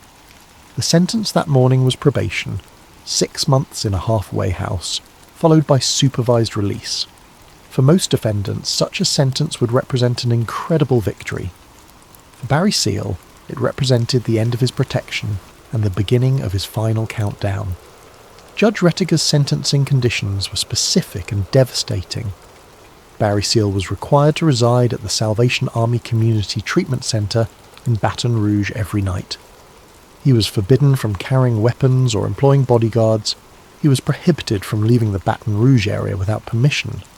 In other words, Barry SEAL, a man who had made enemies of the most dangerous drug dealers in the world, was being made completely vulnerable. The sentencing conditions were essentially a death sentence, former federal prosecutor Jake Matthews told me. Everyone in that courtroom knew Barry had enemies who would kill him given the chance. Making him sleep in the same place every night without protection was like painting a target on his back. The target had actually been painted months earlier. According to intercepted communications obtained by Colombian authorities and later shared with American intelligence agencies, Pablo Escobar had placed $1 million bounty on Barry Seal's head as early as October 1984. The price had been increased to $3 million by the time of his sentencing, with additional bonuses offered for anyone who could make his death appear to be the result of a robbery or random crime. More significantly, the contract on Barry Seal's life was no longer exclusively a cartel operation. Jorge Ochoa, in testimony given during his own trial years later, provided chilling insight into the forces that were moving against Barry Seal. The order to kill Barry did not come only from Pablo Escobar. There were Americans involved, Americans who had been working with Barry but who now saw him as a problem that needed to be solved. The Americans Ochoa referred to were never identified in his testimony, and attempts to get him to elaborate were unsuccessful. But other sources have provided fragments of the larger picture. Theodore Shackley, the former CIA operative who had been involved in recruiting Barry Seal as a government asset, acknowledged in congressional testimony that Seal had become a source of concern for ongoing operations.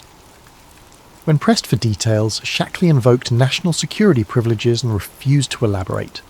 Oliver North's private notes from this period, obtained through congressional subpoena, contain multiple references to the Seal problem and discussions of appropriate solutions.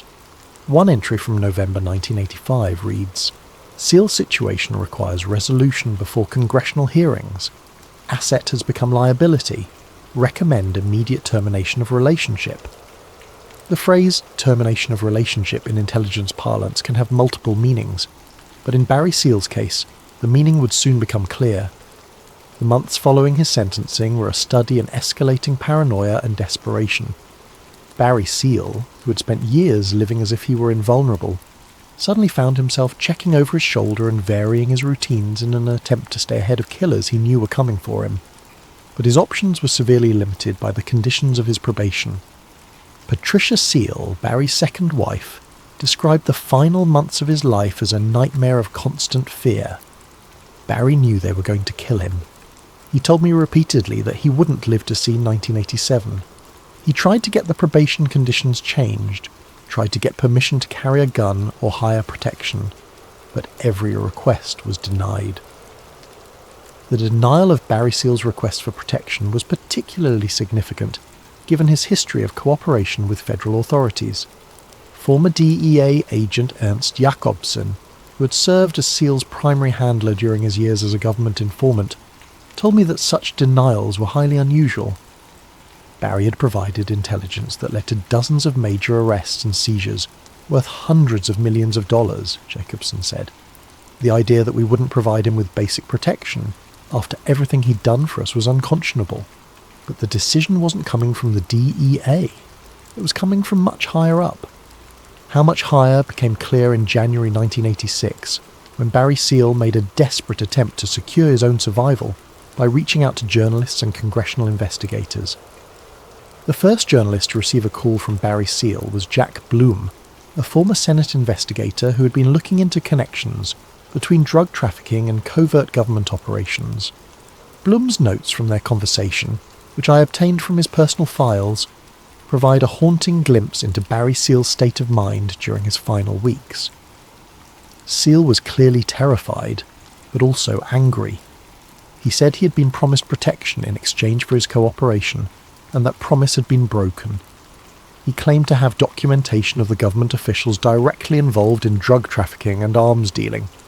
He wanted to tell his story before they killed him. But Barry Seal never got the chance to tell his story. On the evening of February 18th, 1986, Barry Seal left the Salvation Army Community Treatment Center for what would be the final time. According to witnesses, he appeared nervous and kept checking his watch as if he were late for an appointment. He drove to a shopping centre parking lot where he was scheduled to meet with probation officials the following morning. It was a routine he had followed for weeks, but on this night someone was waiting for him. The surveillance tape from the shopping centre security camera which was not released publicly until years later, shows Barry Seal's car pulling into the parking lot at approximately 6:15 p.m. A second vehicle, a dark-coloured sedan with tinted windows, enters the frame less than 2 minutes later. What happened next lasted less than 30 seconds, but represented the culmination of years of betrayal, conspiracy, and cold calculation. 3 men exited the sedan and approached Barry Seal's vehicle. The first man carried what appears to be a MAC-10 submachine gun, equipped with a sound suppressor.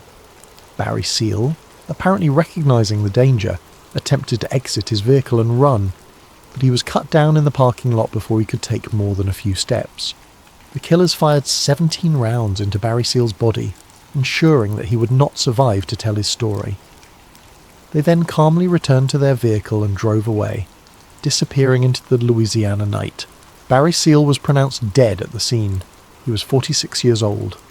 The investigation that followed was swift, professional, and ultimately meaningless. Within days, federal authorities had identified and arrested 3 Colombian nationals who were charged with Seal's murder.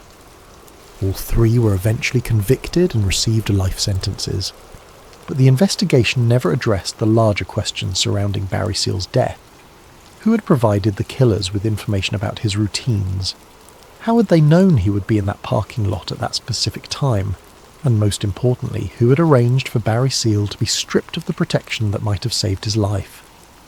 Those questions remain unanswered to this day. Chapter 5. The Hit. The Salvation Army Community Treatment Center on Airline Highway in Baton Rouge is not the kind of place where international conspiracies typically unfold, but on the morning of February 19, 1986, it became ground zero for what may have been one of the most politically motivated assassinations in American history. Barry Seal's body was discovered at 6:21 a.m. by a maintenance worker who had arrived early to clear ice from the parking lot. The scene was both brutal and calculated. 17 bullet wounds, most concentrated in the chest and head area, delivered with the precision of professional killers who had no intention of leaving their target alive. But it was what investigators found in Barry Seal's car that would prove most revealing about the true nature of his death. Detective Lieutenant Raymond Young of the East Baton Rouge Parish Sheriff's Office was the first investigator to arrive at the scene. His initial report, which I obtained through public records requests, noted several unusual aspects of the crime scene that suggested this was far more than a simple drug-related killing. The victim's wallet was untouched, containing over $1,200 in cash, Young wrote in his report. His expensive watch and jewellery were not taken. The vehicle showed no signs of forced entry or struggle. This appeared to be a planned execution rather than a robbery or crime of opportunity. More significantly, investigators found a briefcase in Barry Seal's car that contained documents relating to his government cooperation, including correspondence with DEA agents, flight logs from intelligence-gathering missions, and photographs of high-level cartel figures that had been taken during his undercover work. The briefcase also contained something else, a handwritten note dated February 17, 1986, just 2 days before his death. The note, written in Barry Seal's distinctive handwriting, read, "If something happens to me, the people who know why will be in the files at my lawyer's office. I hope Linda and the kids will understand that I was trying to serve my country even when my country decided I was expendable." Linda was Barry Seal's third wife, Linda Ross Seal, who had married him in 1983 during the height of his cooperation with federal authorities. When I interviewed her at her home in Baton Rouge last year, she still seemed haunted by the events surrounding her husband's death. Barry knew he was going to die, she told me, tears forming in her eyes despite the passage of more than 30 years. He told me the week before that they had decided he knew too much. When I asked him who they were, he said, "The people who used to protect me." The investigation into Barry Seal's murder proceeded with remarkable efficiency. Within 72 hours, federal authorities had identified 3 Colombian nationals as the primary suspects: Luis Carlos Quintero Cruz, Miguel Velez, and Bernardo Antonio Vasquez. All 3 men were arrested within a week of the murder, and their trials proceeded with what defense attorneys would later characterize as unusual haste. The prosecution presented evidence that the three killers had been hired by Pablo Escobar and Jorge Ochoa as part of the cartel's ongoing war against government informants. But the prosecution never addressed several crucial questions that emerged during the investigation. How had the killers known Barry Seal's exact location at the time of his death? His presence in that parking lot was not part of his regular routine. He was there for a meeting with probation officers that had been scheduled only days earlier. The scheduling of that meeting and the communication of its location had involved multiple government agencies and officials. How had the killers managed to enter and leave the United States without detection? All three were known associates of major drug trafficking organisations and should have been on various government watch lists, yet they had apparently moved freely throughout the country while planning and executing the assassination. Most importantly, why had Barry Seal been denied the protection that was typically provided to high-value government informants? His request for permission to carry weapons or employ bodyguards had been repeatedly denied, despite clear evidence that his life was in danger. The answers to these questions, if they exist, remain buried in classified files that have never been released to the public. Former DEA agent Ernst Jakobsen, who had served as Barry Seal's primary handler during his years as a government informant, provided the most revealing insight into the true circumstances of Seal's death during our interview. Barry's death was not a surprise to anyone in government circles, Jacobson told me. We all knew he was marked for death, and we all knew that the conditions of his probation made it virtually impossible for him to protect himself. The question that kept me awake at night then, and still keeps me awake now, is whether that was intentional. When I pressed Jacobson for clarification, he was quiet for a long moment before responding. Barry Seal knew things that could have destroyed careers, ended presidencies, and sparked constitutional crises.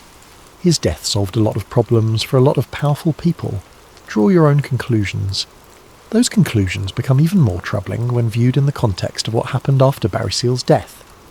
The extensive files that Seal had maintained on his government cooperation, the insurance policy he had often mentioned to associates, mysteriously disappeared in the days following his death. According to his secretary, Jennifer Morrison, federal agents arrived at Barry Seal's offices within hours of the murder and removed dozens of boxes of documents, computer equipment, and photographic materials. They had warrants for everything, Morrison recalled. But what struck me as odd was how quickly they moved. It was like they knew exactly what they were looking for and where to find it. The seizure of Barry Seal's files was conducted under the authority of a federal warrant that cited national security concerns, but the warrant itself remains classified to this day.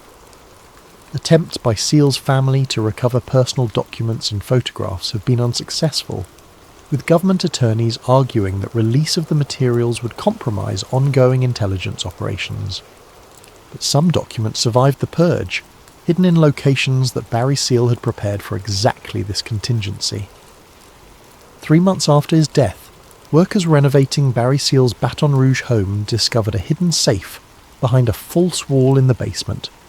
The safe contained photocopies of flight logs, financial records, and correspondence that provided a partial picture of his government cooperation. More significantly, the safe contained a tape recording that Barry Seal had apparently made just weeks before his death. The tape, which runs for approximately 45 minutes, features Barry Seal describing his relationship with various government agencies and detailing specific operations in which he had participated. The recording was provided to congressional investigators in 1987 but was never made public, and its current location is unknown. However, a transcript of portions of the tape was leaked to journalists in 1991, and I was able to obtain a copy through a source who requested anonymity. The transcript provides chilling insight into Barry Seal's state of mind during his final weeks, and his understanding of the forces moving against him. "I've been flying drugs and weapons for the government for 6 years, Seal says on the recording. I've taken photographs, gathered intelligence, and provided information that has been used to justify policies and operations that the American people know nothing about. But now they're afraid that I know too much, that I might talk to the wrong people or write the wrong book." Later in the recording, Seal becomes more specific about the nature of his concerns. They promised me protection in exchange for my cooperation, but that protection is disappearing. My handler told me last week that my usefulness was coming to an end, and that I should consider relocating to another country. When I asked what would happen if I refused to leave, he just looked at me and said, "Barry, you're a smart man. You can figure that out for yourself." The most damaging portion of the transcript deals with Seal's knowledge of high-level government involvement in drug trafficking operations. The cocaine I was flying wasn't just going to street dealers, Seal says. Some of it was being used to fund operations that Congress had refused to authorize. Some of it was being traded for weapons that were shipped to people we weren't supposed to be helping. And some of it was ending up in the hands of people who were supposed to be fighting the drug war, not participating in it.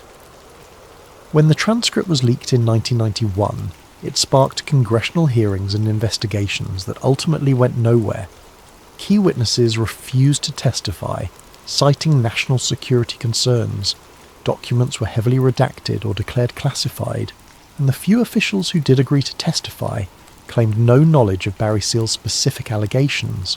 But the most revealing aspect of the government's response to Barry Seal's death was not what they investigated. It was what they ignored. Despite clear evidence that Barry Seal's murder had been planned and executed with inside knowledge of his movements and routines, no investigation was ever conducted into the possibility of government involvement in his death. The 3 Colombian killers were convicted and sentenced, the case was closed, and the larger questions surrounding Seal's assassination were quietly buried. The speed and finality of this process was itself suspicious.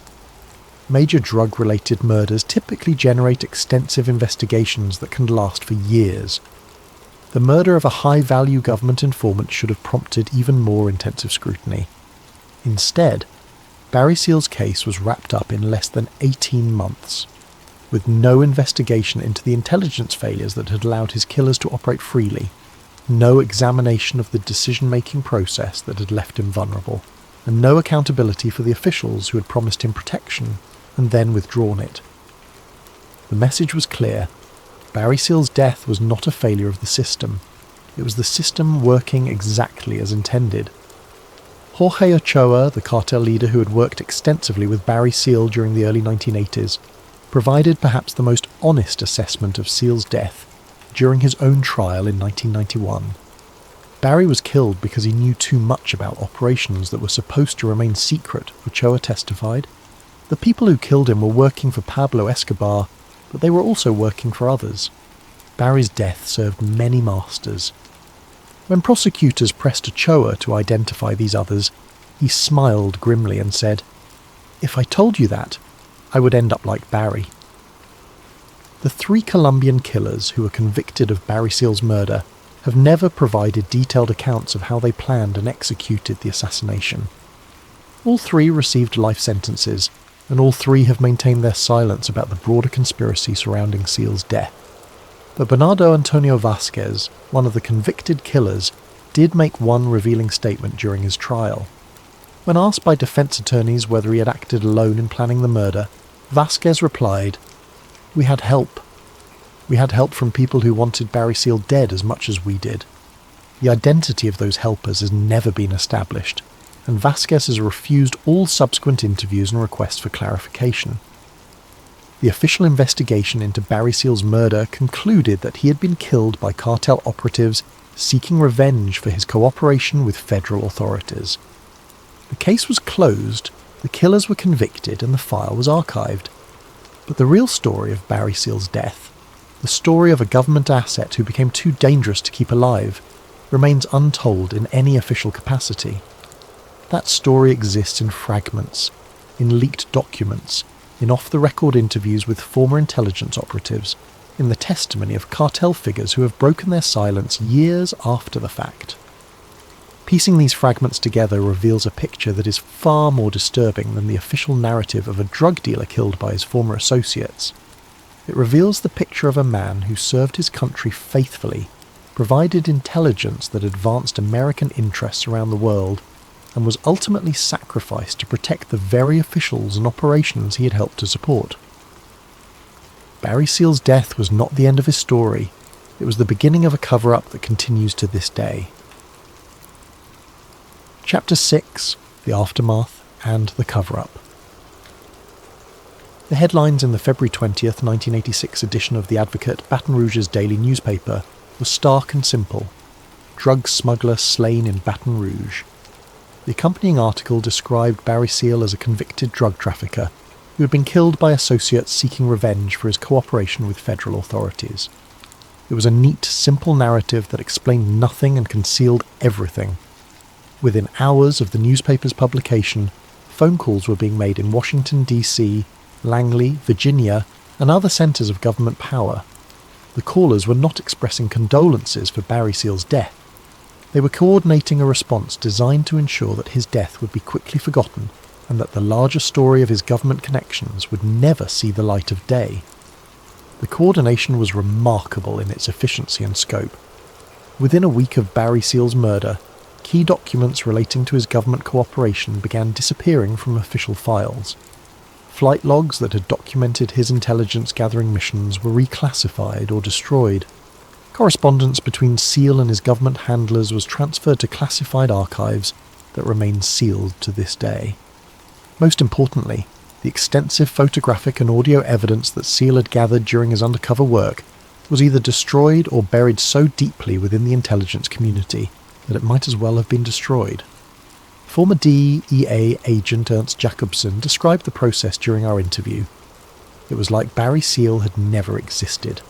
Within a month of his death, his name was being removed from case files, his intelligence reports were being archived under classifications that made them virtually inaccessible, and anyone who had worked with him was being reassigned or transferred to positions where they couldn't talk about what they knew. The erasure of Barry Seal from the official record was so thorough that by 1987, when congressional investigators began looking into connections between drug trafficking and covert government operations, they found almost no documentary evidence of his extensive cooperation with federal authorities. But some evidence survived, hidden in places that the official purge couldn't reach. Max Mermelstein, the cartel insider who had become a government witness, retained copies of documents that detailed Barry Seal's operations and his relationships with both cartel figures and government officials. When Mermelstein attempted to include this information in his congressional testimony, he was told that national security concerns required the information to remain classified. They didn't want the truth to come out, Mermelstein told me during a phone interview from his home in California, where he lives under an assumed name. Barry's story was too explosive, too damaging to too many important people. They killed him to shut him up, and then they rewrote history to make sure his story died with him.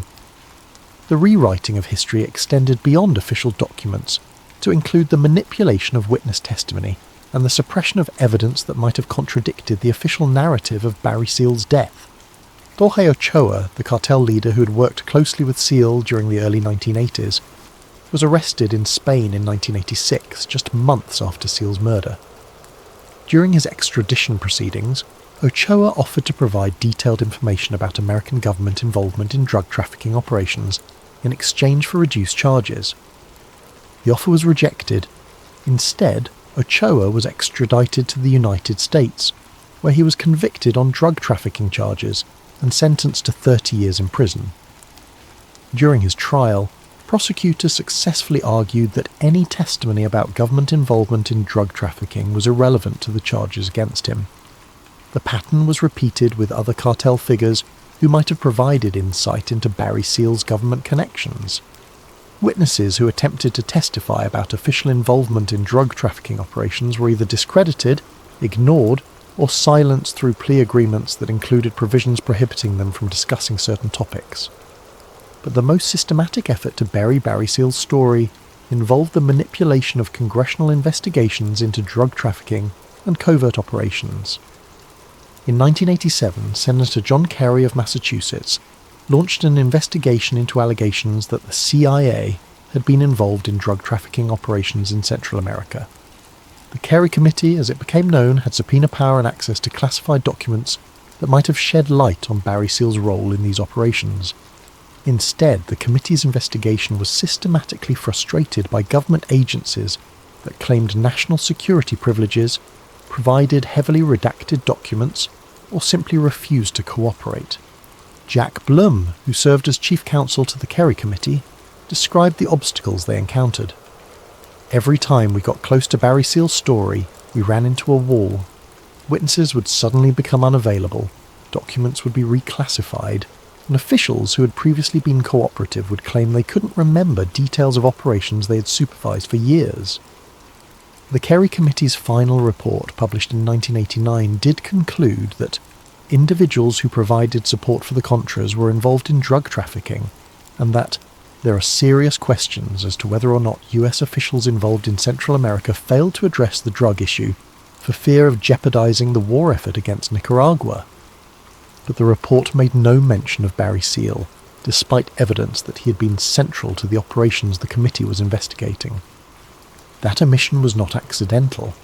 Robert Parry, the investigative journalist who had been one of the first reporters to expose connections between the Iran-Contra affair and drug trafficking, told me that he had attempted to include Barry Seal's story in his reporting, but had been discouraged by editors who claimed the story was too complex and too controversial for publication.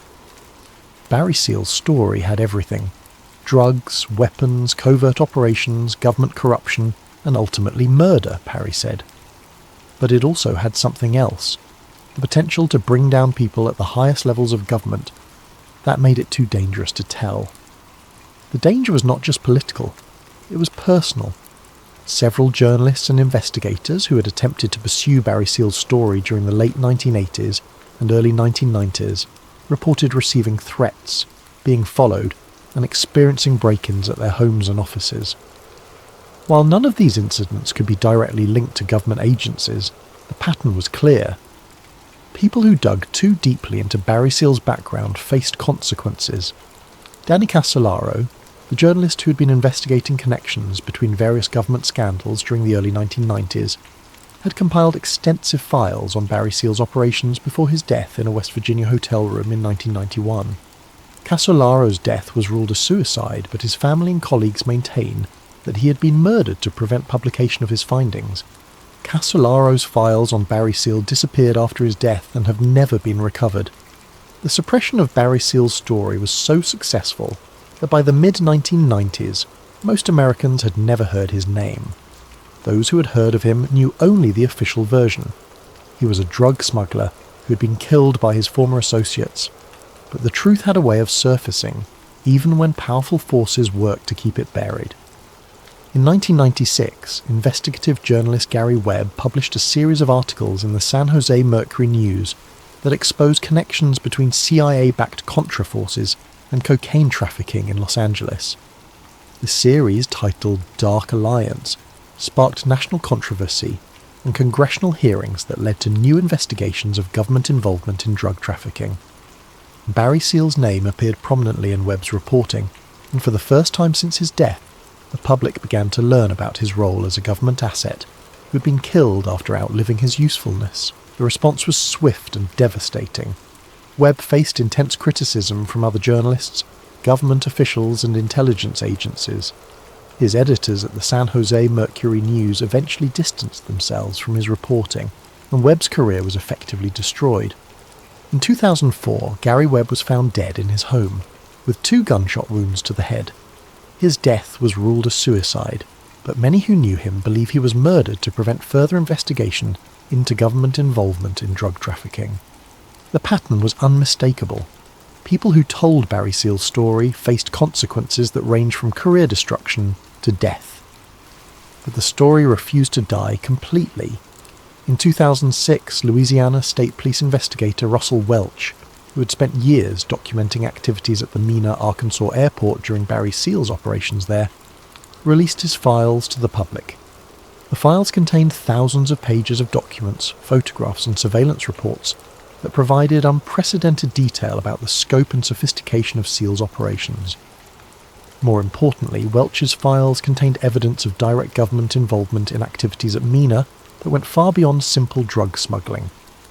The files documented CIA aircraft using the Mena airport, weapon shipments to Central America, and financial transactions that suggested coordination between Seal's operations and official government programs. The release of Welch's files sparked renewed interest in Barry Seal's story, but it also demonstrated how thoroughly the official record had been sanitized. Most of the government documents referenced in Welch's files had been destroyed or reclassified, making independent verification of his findings impossible.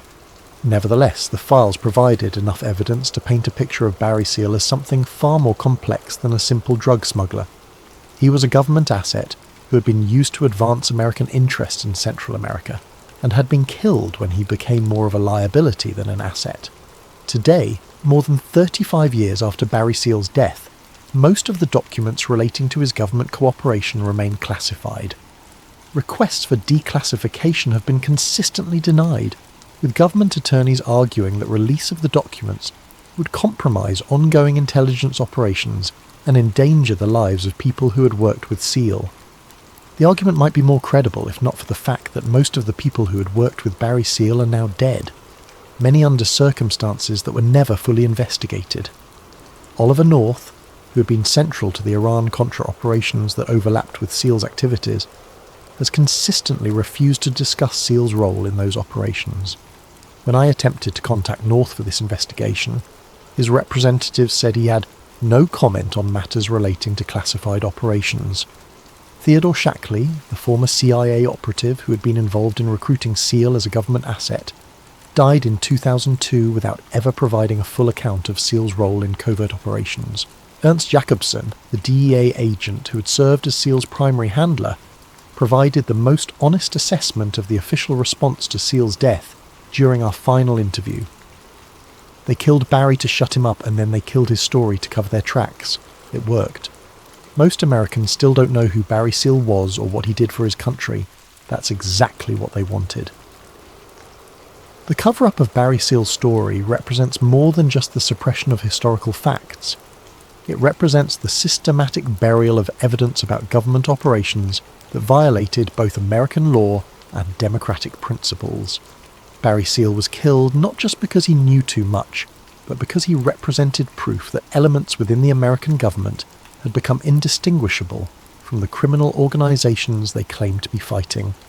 His death marked not the end of such operations, but the perfection of a system in which government assets could be used, discarded and forgotten without consequence or accountability.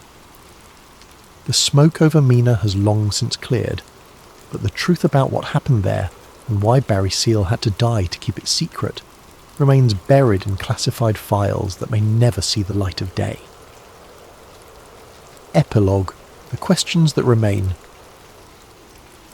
As I sit in my study, surrounded by boxes of documents, transcripts and photographs that chronicle the life and death of Barry Seal, I am struck by the profound implications of his story for our understanding of American democracy and the rule of law. Barry Seal was many things: a skilled pilot, a successful criminal, a government asset, and ultimately a victim of the very system he had served. But perhaps most importantly, he was a man who knew too much about operations that were never supposed to become public knowledge. His death in that Baton Rouge parking lot was not simply the result of a drug deal gone bad or cartel revenge. It was the inevitable conclusion of a conspiracy that reached into the highest levels of American government. The evidence, while fragmentary and often heavily redacted, paints a clear picture. Barry Seal was killed because he possessed knowledge that could have destroyed careers, ended presidencies, and sparked constitutional crises. His murder was not a failure of government protection. It was government protection working exactly as intended, protecting the system rather than the individual. But Barry Seal's story raises questions that extend far beyond his individual fate. If the American government was willing to sacrifice a cooperative asset to protect its secrets, what other operations remain hidden? How many other Barry Seals have lived and died in the shadows, their stories buried alongside the evidence of their government service?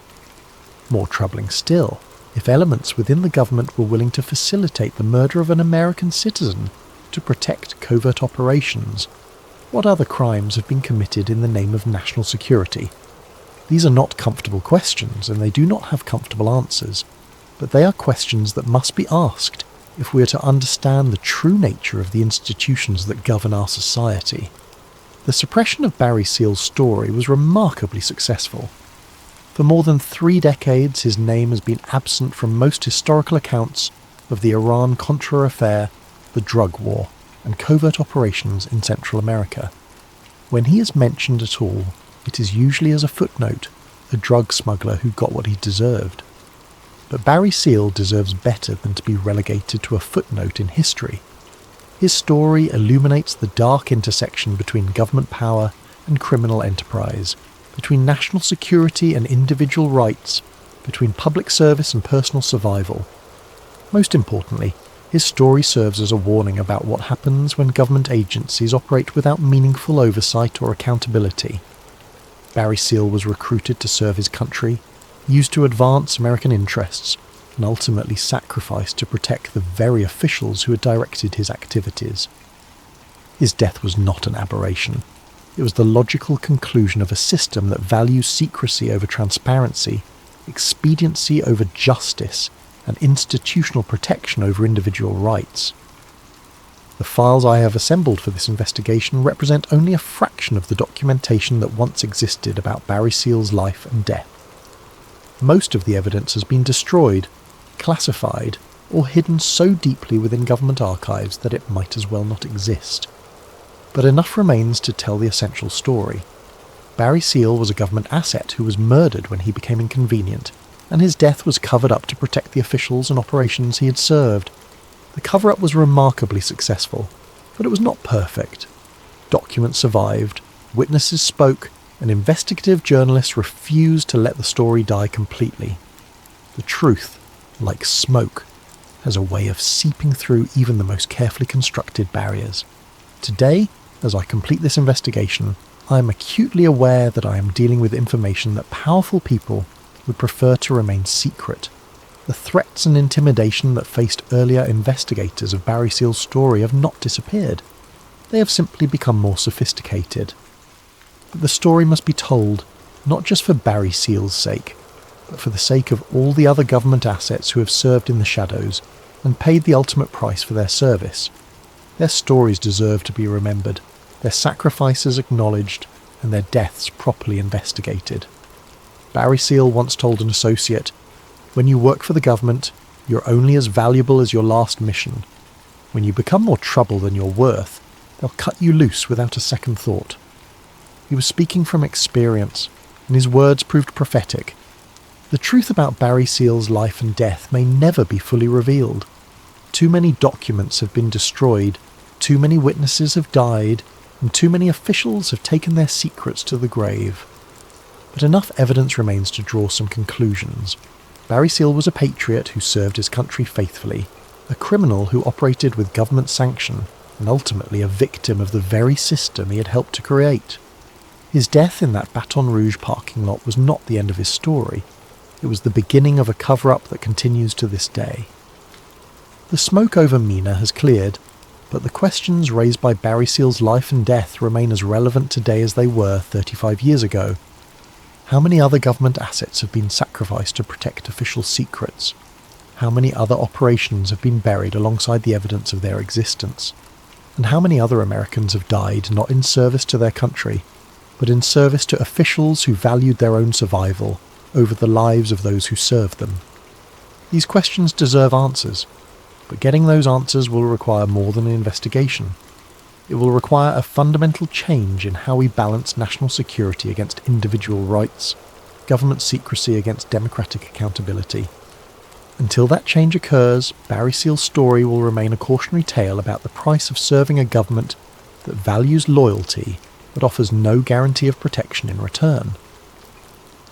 As Barry Seal himself warned just weeks before his death, they'll turn on you when you know too much. He knew too much, and they turned on him. The question that remains is, who else knows too much, and when will they be turned on as well?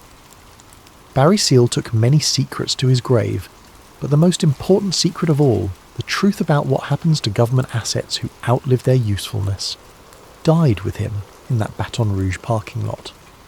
Or perhaps it didn't die at all. Perhaps it simply went underground like smoke from a distant fire, waiting for the right wind to carry it back into the light. The wind may be changing, and the smoke may be rising again. Barry Seal's story is not just history. It is a warning about the present and a prediction about the future.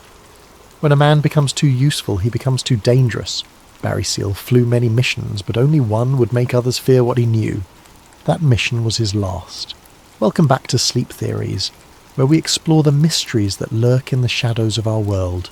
Tonight's tale comes from the depths of the Arctic, where billion-dollar inheritances and cutting-edge technology collide with secrets that powerful forces would kill to keep buried. But before we dive into this chilling account, remember to leave your own mysterious video ideas in the comments below. Your suggestions fuel these midnight journeys into the unknown. Special thanks to Metal Patel 9283 and Unanimous 369 for inspiring tonight's story. And if these tales send the right kind of shivers down your spine, hit that like button and subscribe to Sleep Theories for more stories that blur the line between fact and nightmare. The money hit my account on a Tuesday morning in March, exactly 72 hours after they lowered my father into frozen Vermont soil. $240 million liquid assets, plus controlling shares in Grant Capital family office. Most sons might have celebrated. I stared at the bank transfer notification and felt nothing but the familiar weight of unfinished business. The sealed envelope arrived with the estate papers, heavy stock paper, my father's careful handwriting. Fund something only you would. Inside, a second note. The anomalies were real, Evan. You know which ones. I did know. For 15 years, since I was 17 and still believed my MIT robotics P8D would change the world, Dad and I had tracked them together. Gravitational lows that shouldn't exist. Magnetic field excursions with no geological explanation. Infrasound microbaroms detected by monitoring stations, their sources plotting along high-latitude crustal boundaries, in patterns too regular for coincidence. We called it our weekend hobby. Dad would pull up classified geological surveys from his government contacts, and I'd run signal processing algorithms looking for correlations. Most of the data pointed to the same region. The Greenland-Gackel Ridge microseismic corridor where routine icequakes masked deeper signals. Signals that seemed almost intentional. The scientific community had explanations, of course. Mantle convection, post-glacial rebound, thermal expansion in deep ice. All perfectly reasonable theories that fell apart when you looked at the frequency signatures and phase relationships. Dad knew it. I knew it. But proving it would require the kind of expedition money that made most researchers laugh. Now I had that money. I spent the first week after the funeral in my workshop in Burlington, converting grief into engineering problems. The plan had been taking shape in my head for years, waiting for funding that would never come through traditional channels. Now, with Dad's inheritance, I could make it happen. The key was piggybacking on existing infrastructure. Arctic research required massive logistical support, but if you could tag along with established operations, costs dropped to manageable levels. A Norwegian telecommunications company was running fibre optic cable repairs along the Greenland Sea shipping routes. Perfect cover for dropping distributed acoustic sensing nodes in the target area. I incorporated a shell company, Polar Dynamics LLC, and put in a bid for a seafloor sensing contract. The Norwegians didn't ask too many questions as long as the check cleared. By April, I had a slot on their cable repair vessel and permission to deploy geological monitoring equipment along their route. Next came personnel. I needed people good enough to handle Arctic conditions, but desperate enough to take money from a PhD dropout with crazy theories. Ria Patel answered my encrypted message within 6 hours. Former Lamont Doherty Earth Observatory geophysicist, blacklisted after publishing papers that questioned established models of polar volcanism. Her research had suggested large-scale thermal anomalies beneath Arctic ice sheets, anomalies that didn't match known geothermal sources. The academic community buried her work in bureaucratic reviews until she quit in frustration. "Your message mentioned gravitational lows," she said during our first video call.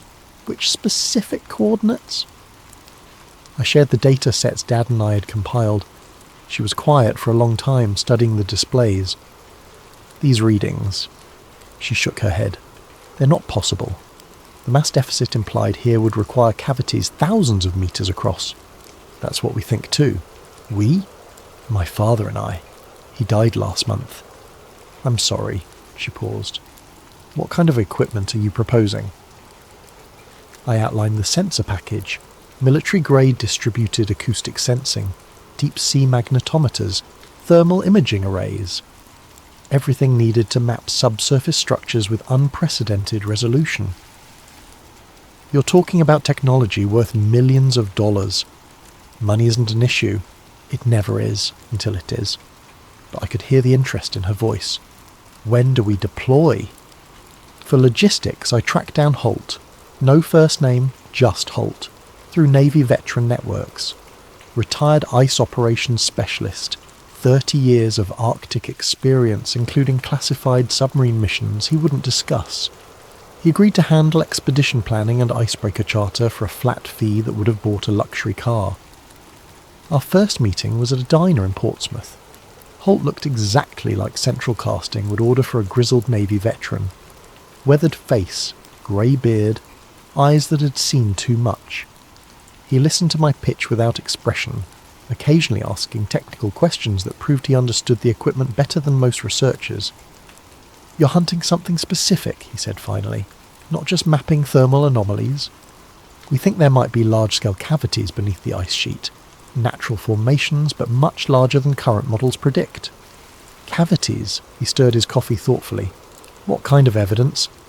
I showed him the acoustic data, the gravitational anomalies, the magnetic field disruptions. He studied each display with professional attention.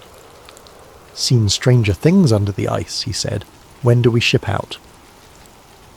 The legal complications came from Mara Ling, the family office counsel Dad had trusted with everything.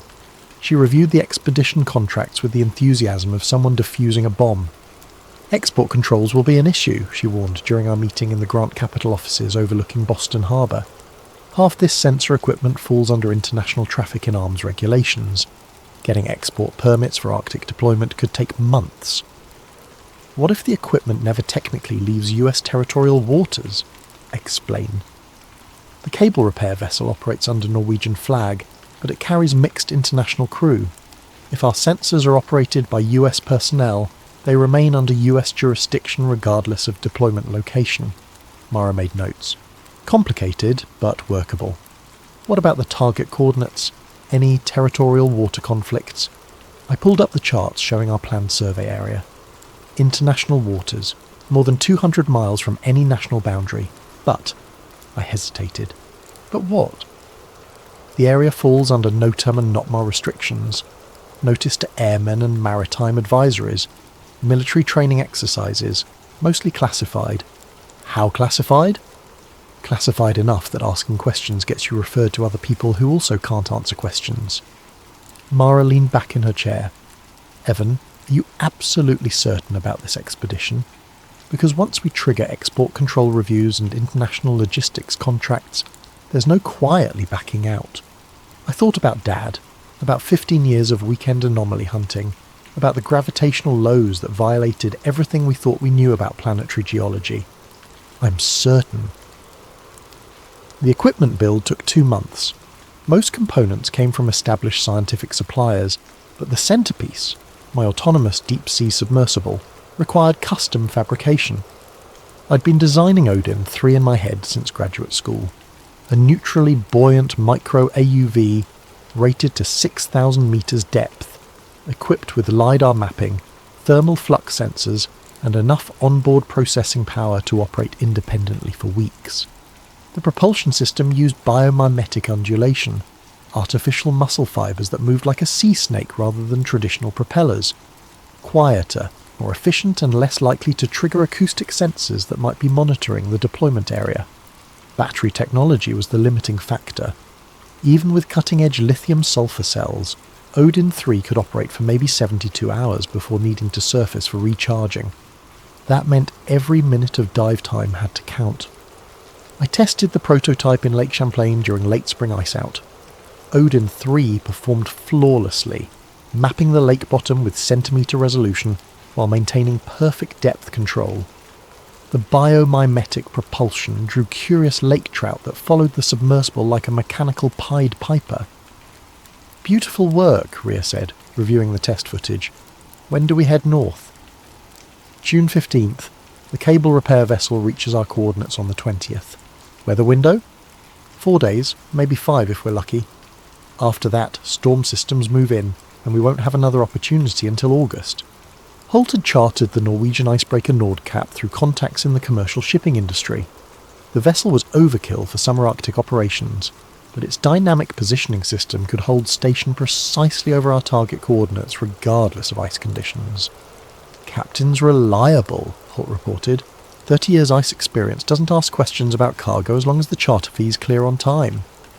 What about support equipment? Portable diamond wire ice cutting rig for creating deployment holes, thermal tent for equipment staging, emergency shelter rated to -40, medical kit for remote operations, he paused, and firearms. Firearms? Polar bears aren't the only thing that might want to discourage visitors in that part of the Arctic. I decided not to ask what he meant. The flight to Longyearbyen, Svalbard, took 18 hours with connections. Ria met me at the tiny airport with news that our equipment shipment had cleared Norwegian customs without issues. The distributed acoustic sensing nodes deployed perfectly, she reported. Initial data streams are clean. No interference from the cable repair operations. What about background acoustic conditions? Quiet. Almost too quiet. Normal Arctic regions show constant low-level seismic activity. Thermal expansion, ice settling, small crustal movements. This area is dormant. We spent 2 days in Longyearbyen finalising logistics and monitoring the DAS network. The acoustic data revealed exactly what Dad and I had hoped to find. A repeating 0.9 to 1.2 Hz tremor pattern with phase relationships that didn't match any known geological process. "It's not mantle convection," Ria confirmed, studying the frequency analysis. "The phase lead is all wrong. This signal originates much closer to the surface." "How much closer, if I had to guess?" "Less than 2 kilometres depth. Maybe much less." The Nordkapp reached our coordinates on schedule, arriving at a polynya that shouldn't have existed given seasonal ice conditions. The open water area stretched nearly 3 kilometres across, with thermal imaging showing warm upwelling at the centre. "Water temperature is 4 degrees above ambient," reported Captain Eriksson. "There's a significant thermal source beneath this opening." Holt was already assembling the diamond wire cutting rig on deck. "We'll need a deployment hole at least 2 metres diameter for clean submersible operations. The ice here looks thin, maybe 8 metres. How thin should it be? This time of year? 20 metres minimum. Something's been keeping this area warm." I helped Ria deploy additional magnetometer arrays while Holt's crew cut our access hole. The magnetic data was even more striking than the acoustic signatures. A sharp ring discontinuity approximately 600 metres in diameter, with field strength dropping by 30% inside the boundary. "It's like there's a massive void just below us," Ria said, checking readings for the 3rd time. "A cavity large enough to significantly disrupt local magnetic fields." "Large enough for what?" "I don't know. I've never seen readings like this." The deployment hole was ready by evening, perfectly circular, with the diamond wire leaving glass-smooth ice walls that reflected our work lights in prismatic colours. At the bottom, black water disappeared into depths that seemed to swallow light itself. "Odin 3 is ready," I announced, running final system checks on the submersible. All sensors showed green, battery charge at 100%. The biomimetic propulsion system cycled smoothly through test sequences. "Deployment at first light," Holt decided. "Weather forecast shows possible storm activity moving in from the west. We'll have maybe 36 hours before conditions deteriorate." I spent the night monitoring background sensor readings and trying not to think about what we might find below. The DAS network continued detecting those regular 0.9 Hz pulses, now strong enough that I could feel them as subtle vibrations through the ship's hull. At 0600 hours, with Arctic sunrise painting the ice sheet in shades of gold and pink, we lowered Odin 3 into the deployment hole. "Depth 10 metres, I announced, monitoring telemetry from the control station. All systems nominal. The submersible descended through clear Arctic water, its cameras revealing ice walls that seemed to glow with internal light. At 50 metres depth, the water temperature began rising noticeably. "Thermal gradient is increasing," Ria reported. "We're definitely over a major heat source." At 100 metres, Odin 3 encountered the first surprise, a distinct thermocline boundary where Arctic surface water met much warmer deep currents.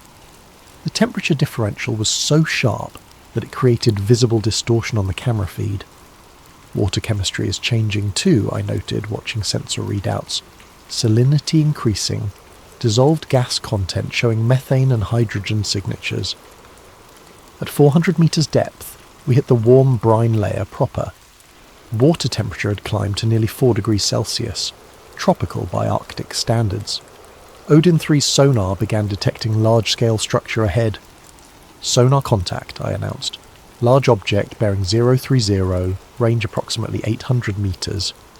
Natural formation? Unknown. The return signature is unusual.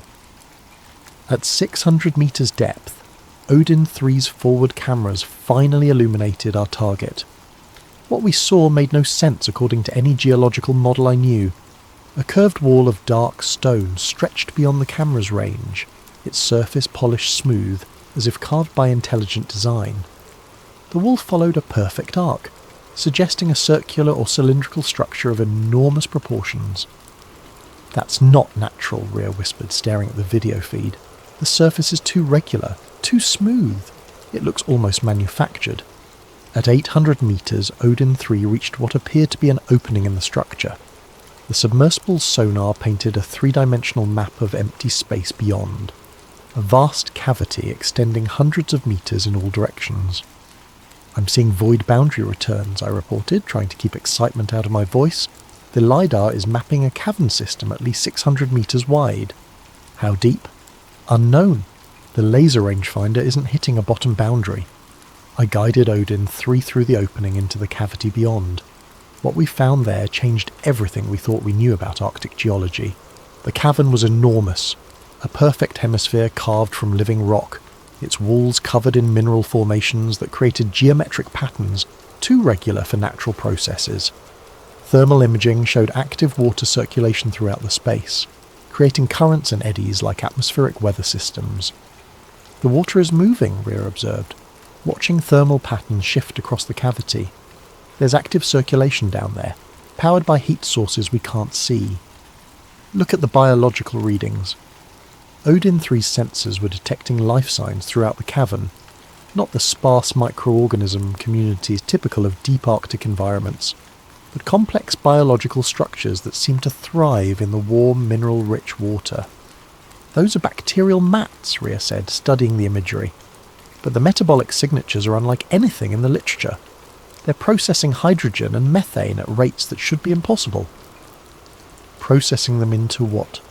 "Unknown organic compounds. The spectral analysis suggests completely novel biochemistry." As Odin 3 descended deeper into the cavern, its cameras revealed increasingly strange formations. Hexagonal mineral growths clustered around thermal vents, crystalline structures that seemed to channel water flow in specific patterns, and everywhere those bacterial mats forming complex filamentary networks that pulsed with bioluminescent activity. "This isn't just a geological anomaly," I said, watching the alien landscape scroll past on our monitors. "This is an entire ecosystem that shouldn't exist." At 1100 metres depth, Odin 3's sonar detected something that stopped our conversation entirely. Deep in the cavern, moving objects were generating acoustic signatures that looked almost like sonar beacons. "Are you seeing this?" Rhea asked, pointing at the display. The acoustic signatures were too regular for natural phenomena. Short pulses at precise intervals, frequency modulated in patterns that suggested artificial generation. Someone, or something, was actively using sonar down there. "Could be equipment from previous expeditions," Holt suggested, but his voice carried no conviction. "What previous expeditions?" I replied. "This location isn't on any charts. We're the first people to map this cavity." The sonar beacon signals were growing stronger as Odin 3 descended. At 1200 metres, the submersible's passive acoustic sensors began detecting other sounds. Mechanical noises that might have been machinery, structural creaking that suggested large mobile objects. "There's something else down there," I said, making the decision that would change everything.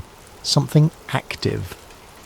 I programmed Odin 3 to approach the strongest sonar source while maintaining maximum stealth profile.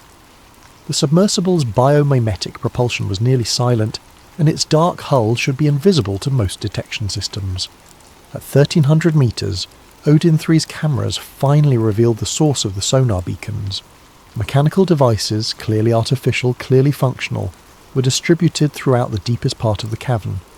They looked like nothing in any engineering textbook I'd studied, but their purpose was unmistakable. They were monitoring equipment, sophisticated sensors that had been operating in this hidden space for an unknown length of time. "Those aren't human-built," Rhea said quietly.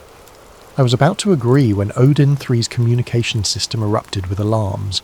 High-frequency radio interference was jamming our telemetry link, while powerful sonar pulses began hammering the submersible from multiple directions.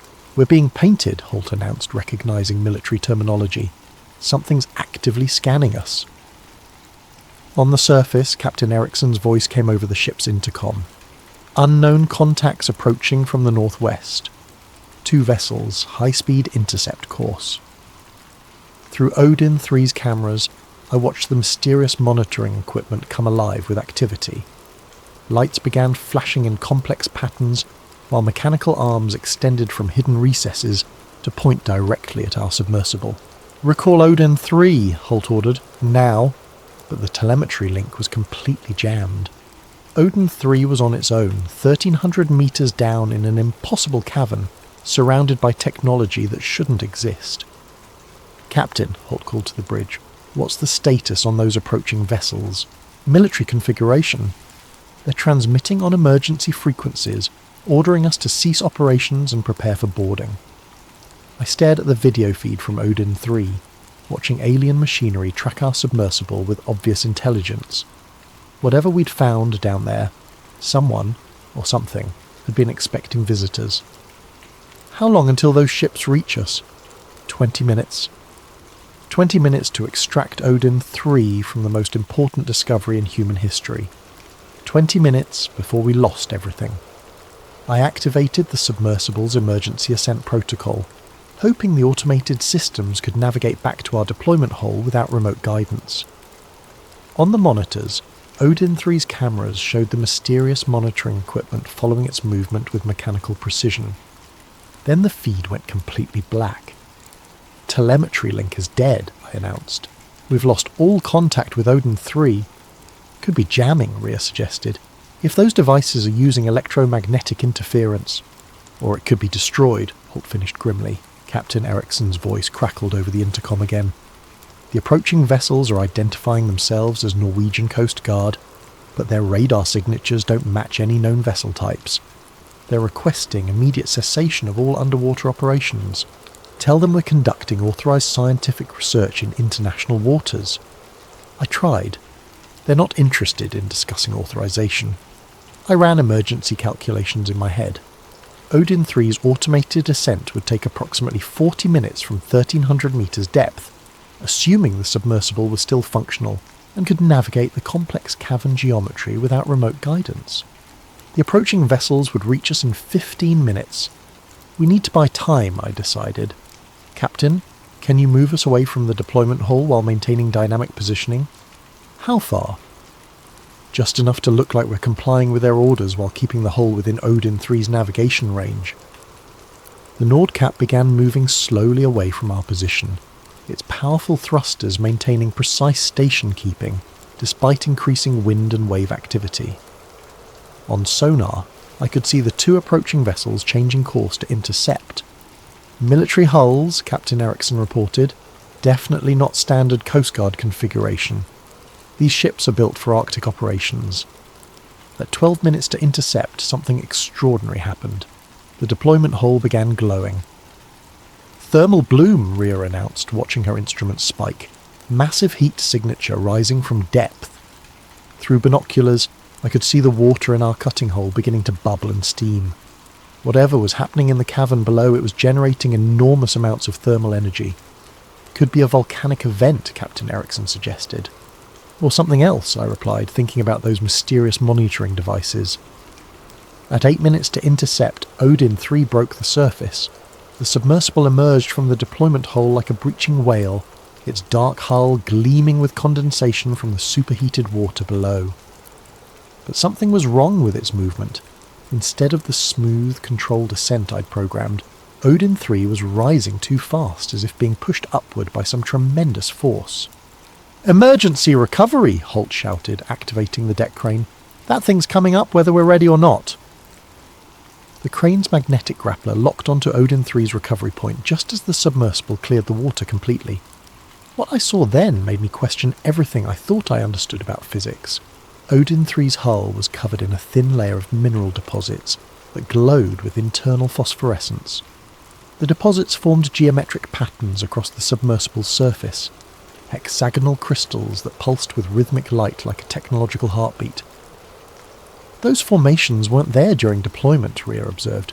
"No, something down there changed Odin 3's hull chemistry." As the crane swung the submersible onto deck, I could see that its sensor array had been modified. Additional components had somehow been integrated into the original equipment, crystalline structures that seemed to grow from the electronic systems themselves. "Is the data core intact?" I asked, running to the submersible's access panels. "External storage shows full capacity," Holt reported, checking system readouts. "But there's something else.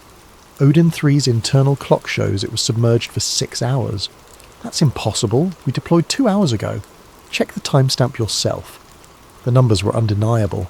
According to Odin 3's internal systems, the submersible had spent 6 hours in the underwater cavern, despite our surface chronometers showing only 2 hours had elapsed since deployment. "Time differential," Rhea suggested. "Strong gravitational fields can create temporal distortion effects."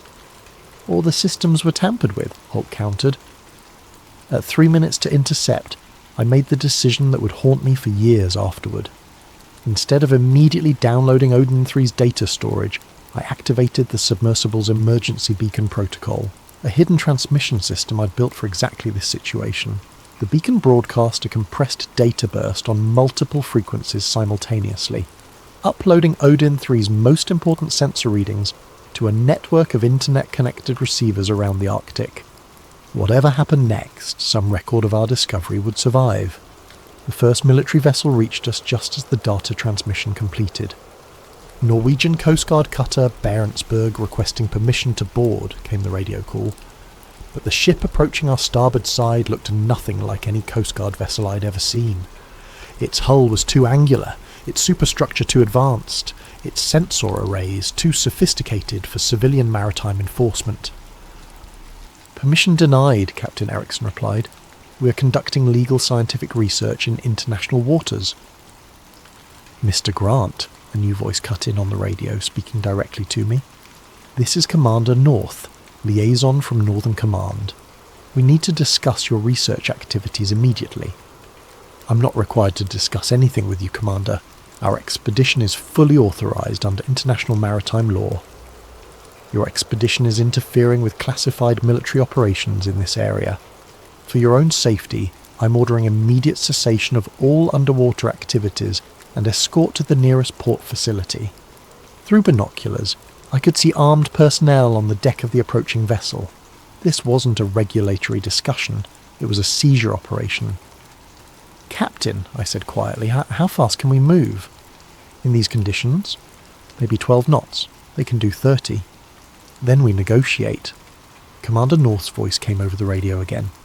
"Mr. Grant, are you prepared to comply with our lawful orders?" "I'm prepared to discuss this situation like reasonable adults. What specific military operations are we allegedly interfering with?" "That information is classified. You'll be briefed during debriefing procedures at the appropriate facility." "What facility?" "That information is also classified." I looked at Holt. He was already making preparations for what he obviously expected to be a hostile boarding operation. Rhea was frantically copying data files from our expedition computers to encrypted portable drives. "Commander North," I said into the radio, "I'm a United States citizen conducting legal scientific research." "Under what authority are you detaining us?" "Maritime security protocols implemented under NATO Article 5 emergency provisions." "What emergency?" "The emergency you created by deploying unauthorized sensing equipment in restricted waters." "These aren't restricted waters. I checked all maritime notices before planning this expedition." "The restriction was classified until your activities triggered it." I began to understand. We hadn't stumbled into a restricted area. Our presence had caused the area to become restricted. Someone had been monitoring our expedition from the beginning, waiting to see what we would find. The question was, who had been watching, and what did they already know about the cavern below? "Mr. Grant," Commander North continued, "you have 2 minutes to prepare for boarding operations. Any resistance will be considered an act of maritime piracy." I made a decision that surprised everyone, including myself. "Permission granted for boarding, Commander, but I want written documentation of the legal basis for this operation, and I want communication with the United States Embassy in Oslo." "That can be arranged during debriefing." The military vessel pulled alongside the Nordkapp with professional precision. Armed personnel in Arctic gear rappelled to our deck while others maintained overwatch positions from their ship's rails. They moved with the efficiency of a unit that had performed this operation many times before. Commander North was exactly what I'd expected. Mid-40s, weathered face, eyes that revealed nothing. He wore no visible rank insignia, but his bearing suggested senior military authority. "Mr. Grant," he said, approaching our equipment setup, "I understand you've been conducting deep-sea sensing operations in this area. Oceanographic research, fully documented and legally authorized. What did you find? Thermal anomalies consistent with underwater volcanic activity. Some unusual mineral formations. Nothing outside the range of normal Arctic geology." Commander North studied me carefully. "Your submersible spent considerable time at depth. What exactly did it record?" "Standard oceanographic data. Temperature profiles, salinity measurements, geological mapping. I'd like to review that data. I'd like to see a warrant." "This is a national security matter, Mr. Grant. Warrants don't apply." "Whose national security? Norwegian? American? Because I'm not sure which jurisdiction applies in international waters." Commander North gestured to one of his personnel, who immediately began connecting portable equipment to our computer systems. "All data storage devices will be impounded pending security review." "On what grounds?" "On the grounds that your research activities have uncovered materials relevant to ongoing classified operations." "What materials?" "That information is classified." I watched them download our expedition records with a mixture of frustration and fascination. These people had been prepared for exactly this scenario. They knew what we were looking for, and they knew we'd find it. "Commander," I said, "how long have you been monitoring this area?" "That information is classified." "How long have you known about the underwater structures?" "That information is also classified." "Then let me ask you something that isn't classified. What happens to us now?" Commander North paused in his review of our equipment. "That depends on your willingness to cooperate with ongoing security requirements." "Meaning?" "Meaning you have 2 options. Option 1, we impound all your equipment and data under maritime security provisions. You're detained pending investigation, and your expedition personnel face charges for unauthorized sensing activities in restricted waters. What's option 2? Option 2, you accept a consulting agreement with appropriate compensation. Your expedition is reclassified as contractor support for authorized research, and everyone goes home with enhanced security clearances and non-disclosure obligations." I looked at Rhea and Holt, both of whom were carefully not expressing opinions about deals with mysterious military commanders. "What kind of compensation?" "Full reimbursement of expedition costs, plus a research consulting fee that should more than cover any financial inconvenience." "How much more?" Commander North smiled for the first time since boarding. "Let's say your inheritance just doubled, Mr. Grant." "And the non-disclosure obligations?" "Standard classified research protocols. You don't discuss your findings with unauthorized personnel, you don't publish without security review, and you don't conduct follow-up research without appropriate coordination. For how long?" "Indefinitely." I thought about Dad, about 15 years of weekend anomaly hunting, about gravitational lows that had led us to the most important discovery in human history. Then I thought about spending the rest of my life in a military detention facility for asking the wrong questions. "I'll need the terms in writing." "Of course. My legal team will have contracts ready by the time we reach port." "What about my expedition team?" "Separate agreements, tailored to their individual involvement levels." Commander North's personnel had finished downloading our computer systems. One of them approached with a tablet showing the data transfer summary. Complete copy acquired, he reported. All storage media secured. What about the submersible, I asked. Odin 3 will be transported to appropriate facilities for detailed analysis. You'll receive a full technical report once security review is complete. When? That timeline is classified. I realised we were negotiating the terms of our own capture, but the alternative was probably worse. Whatever we'd found in that underwater cavern, it was important enough to trigger immediate military response and substantial financial incentives for silence. I'll take option 2, I decided. Excellent choice, Mr. Grant. The voyage back to Longyearbyen took 18 hours. Commander North's personnel maintained polite but constant supervision, while his legal team prepared our consultation contracts via satellite communication. By the time we reached port, I had a 40-page document that essentially made me a classified contractor for unspecified research activities. The compensation was exactly as promised. Full expedition reimbursement plus a consulting fee that added another $240 million to my bank account. In exchange, I agreed to discuss our Arctic findings only with authorised personnel and to conduct no further research in the area without explicit approval. Ria and Holt received similar agreements scaled to their involvement levels, both signed without lengthy deliberation. 30 years in the Navy, Holt said as we prepared to fly back to civilization, and I've never seen anything like what happened down there. What do you think it was? I think some questions are worth more money than answers, son. Ria was more conflicted about the non-disclosure agreement, but ultimately pragmatic about the alternatives. I wanted to publish, she admitted. This discovery could revolutionise our understanding of Arctic geology. Maybe it still will eventually, or maybe it gets buried in classified files forever. 3 months after returning from the Arctic, I received an unexpected package at my Burlington workshop. No return address, but the contents were immediately familiar. A complete technical analysis of Odin 3's sensor data, along with high-resolution images that hadn't been in our original downloads. The images showed details we'd missed during the expedition. The underwater cavern was even larger than we'd mapped, with multiple chambers extending kilometres in all directions. The monitoring equipment we'd encountered was part of a vast network that seemed to cover the entire cavity system. Most significantly, the analysis included acoustic data that Odin 3 had recorded but hadn't transmitted during the expedition.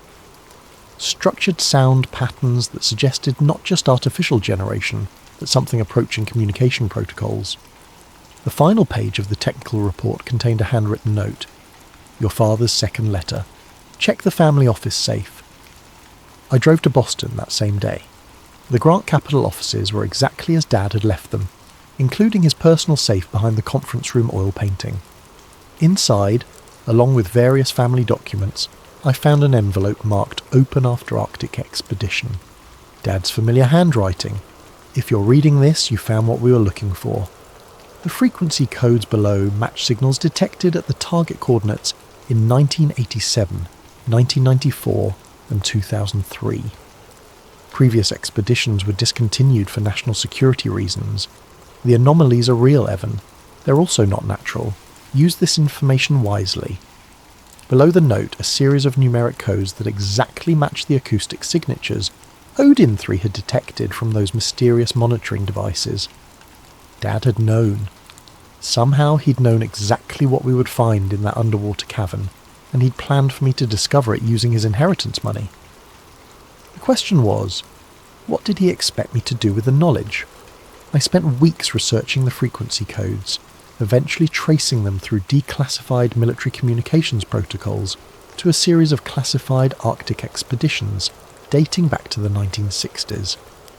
Each expedition had apparently discovered similar acoustic anomalies at various high-latitude locations, and each had been terminated under national security provisions. The pattern was clear.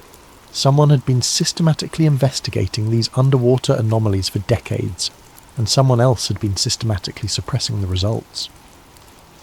6 months after our expedition, I received a visitor at my workshop, a woman in her 50s, professional appearance, credentials identifying her as Patricia Wells from the Congressional Budget Office. Mr. Grant, I'm investigating irregularities in classified research funding over the past 30 years. Your Arctic expedition has come to our attention. My expedition was conducted under full legal authority in international waters. I'm not questioning the legality, I'm questioning the aftermath. Specifically, the consulting payments you received from Northern Command. She showed me financial records that shouldn't have existed, details of the compensation agreement, the non-disclosure terms, even classified excerpts from Odin 3's sensor data. These payments appear to be part of a pattern of suppressing civilian research into Arctic anomalies. We've identified 17 similar incidents over the past 20 years. What do you want from me? Information? What did you actually find down there? I studied her credentials again, ran them through government verification databases, confirmed her identity and authority. Patricia Wells was legitimate congressional oversight, which meant she had access to classified materials and protection from standard security restrictions. I found proof that we're not alone, I said finally. Explain. I told her everything. The underwater cavern, the monitoring equipment, the time differential, the frequency codes that matched Dad's historical data. She listened without interruption, taking detailed notes. The acoustic signatures suggest active intelligence, I concluded. Something has been operating in these Arctic caverns for decades, possibly centuries, and our government has been covering it up. Not just our government. This appears to be a coordinated international effort involving NATO partners, and probably others. Why? That's what we're trying to determine.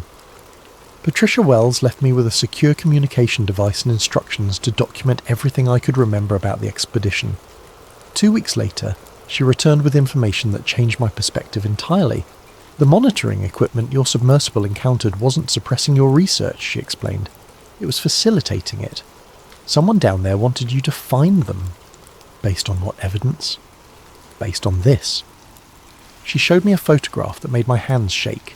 Odin 3, sitting in some kind of maintenance facility, but not any facility I recognised. The submersible had been modified extensively, upgraded with technology that looked decades ahead of current capabilities. Where was this taken? We're not entirely sure, but we believe your submersible was returned to the surface intentionally, with enhanced capabilities and a message. What message? The mineral deposits on Odin 3's hull weren't random formations. They're a mathematical sequence, prime numbers arranged in a spiral pattern that corresponds to galactic coordinates. Coordinates to what? That's classified above my level, but congressional oversight has determined that the suppression protocols are counterproductive. We're recommending full disclosure and open research collaboration. With who? With whoever's been waiting down there for us to figure out how to communicate properly. 1 year after our Arctic expedition, the official story broke simultaneously in major newspapers worldwide. The headlines varied, but the content was consistent. Scientists discover advanced technology in Arctic Ocean. International expedition confirms non-human intelligence. Government reveals decades of contact protocols. My role in the discovery was publicly acknowledged, along with RIA's geological analysis and Holt's logistical expertise. The non-disclosure agreements were officially voided as part of the Transparency Initiative. 6 months after disclosure, I received an invitation that would have seemed impossible 2 years earlier. The newly established Arctic Research Coordination Centre requested my participation in the first official joint expedition to what they now called the Cavity Network, a system of underwater chambers that apparently extended throughout the Arctic Ocean basin. We've identified 47 separate cavity systems, explained Patricia Wells, now serving as civilian oversight coordinator for the project. Each contains a monitoring equipment similar to what you encountered, and all are broadcasting the same mathematical sequences. Are they responding to communication attempts? Yes, we've established basic mathematical exchanges with 17 sites. The responses suggest distributed intelligence, multiple entities coordinating their communications across vast distances. What do they want? Near as we can tell, they want us to develop interstellar navigation capabilities. The coordinate sequences they're transmitting point to potentially habitable systems within 50 light-years of Earth. They're giving us directions. They're giving us an invitation. The second expedition launched in October, 18 months after our original discovery. This time, instead of a single modified submersible, we deployed a fleet of communication platforms equipped with quantum entanglement transmitters and artificial intelligence translation protocols. I watched from the surface as our equipment descended into the cavity network, carrying humanity's first formal message to a non-human intelligence. The message was simple: we are ready to learn. The response came within minutes, not as acoustic signals or mathematical sequences, but as a direct quantum data stream that bypassed all our recording equipment and spoke directly to human consciousness. The voice, if it could be called that, carried concepts rather than words. Welcome. Long waiting. Time for next journey. Stars calling. Ready together? Standing on the deck of our research vessel, watching Aurora Borealis dance across the Arctic sky, I thought about Dad and his weekend anomaly hunting, about gravitational lows that had led to the most important moment in human history. Yes, I whispered to the Arctic night. We're ready. Deep below us, in caverns that had waited centuries for this conversation, ancient intelligences began preparing for humanity's introduction to a galaxy that was far more crowded, far more wonderful, and far more welcoming than we had ever dared imagine. The real journey was just beginning.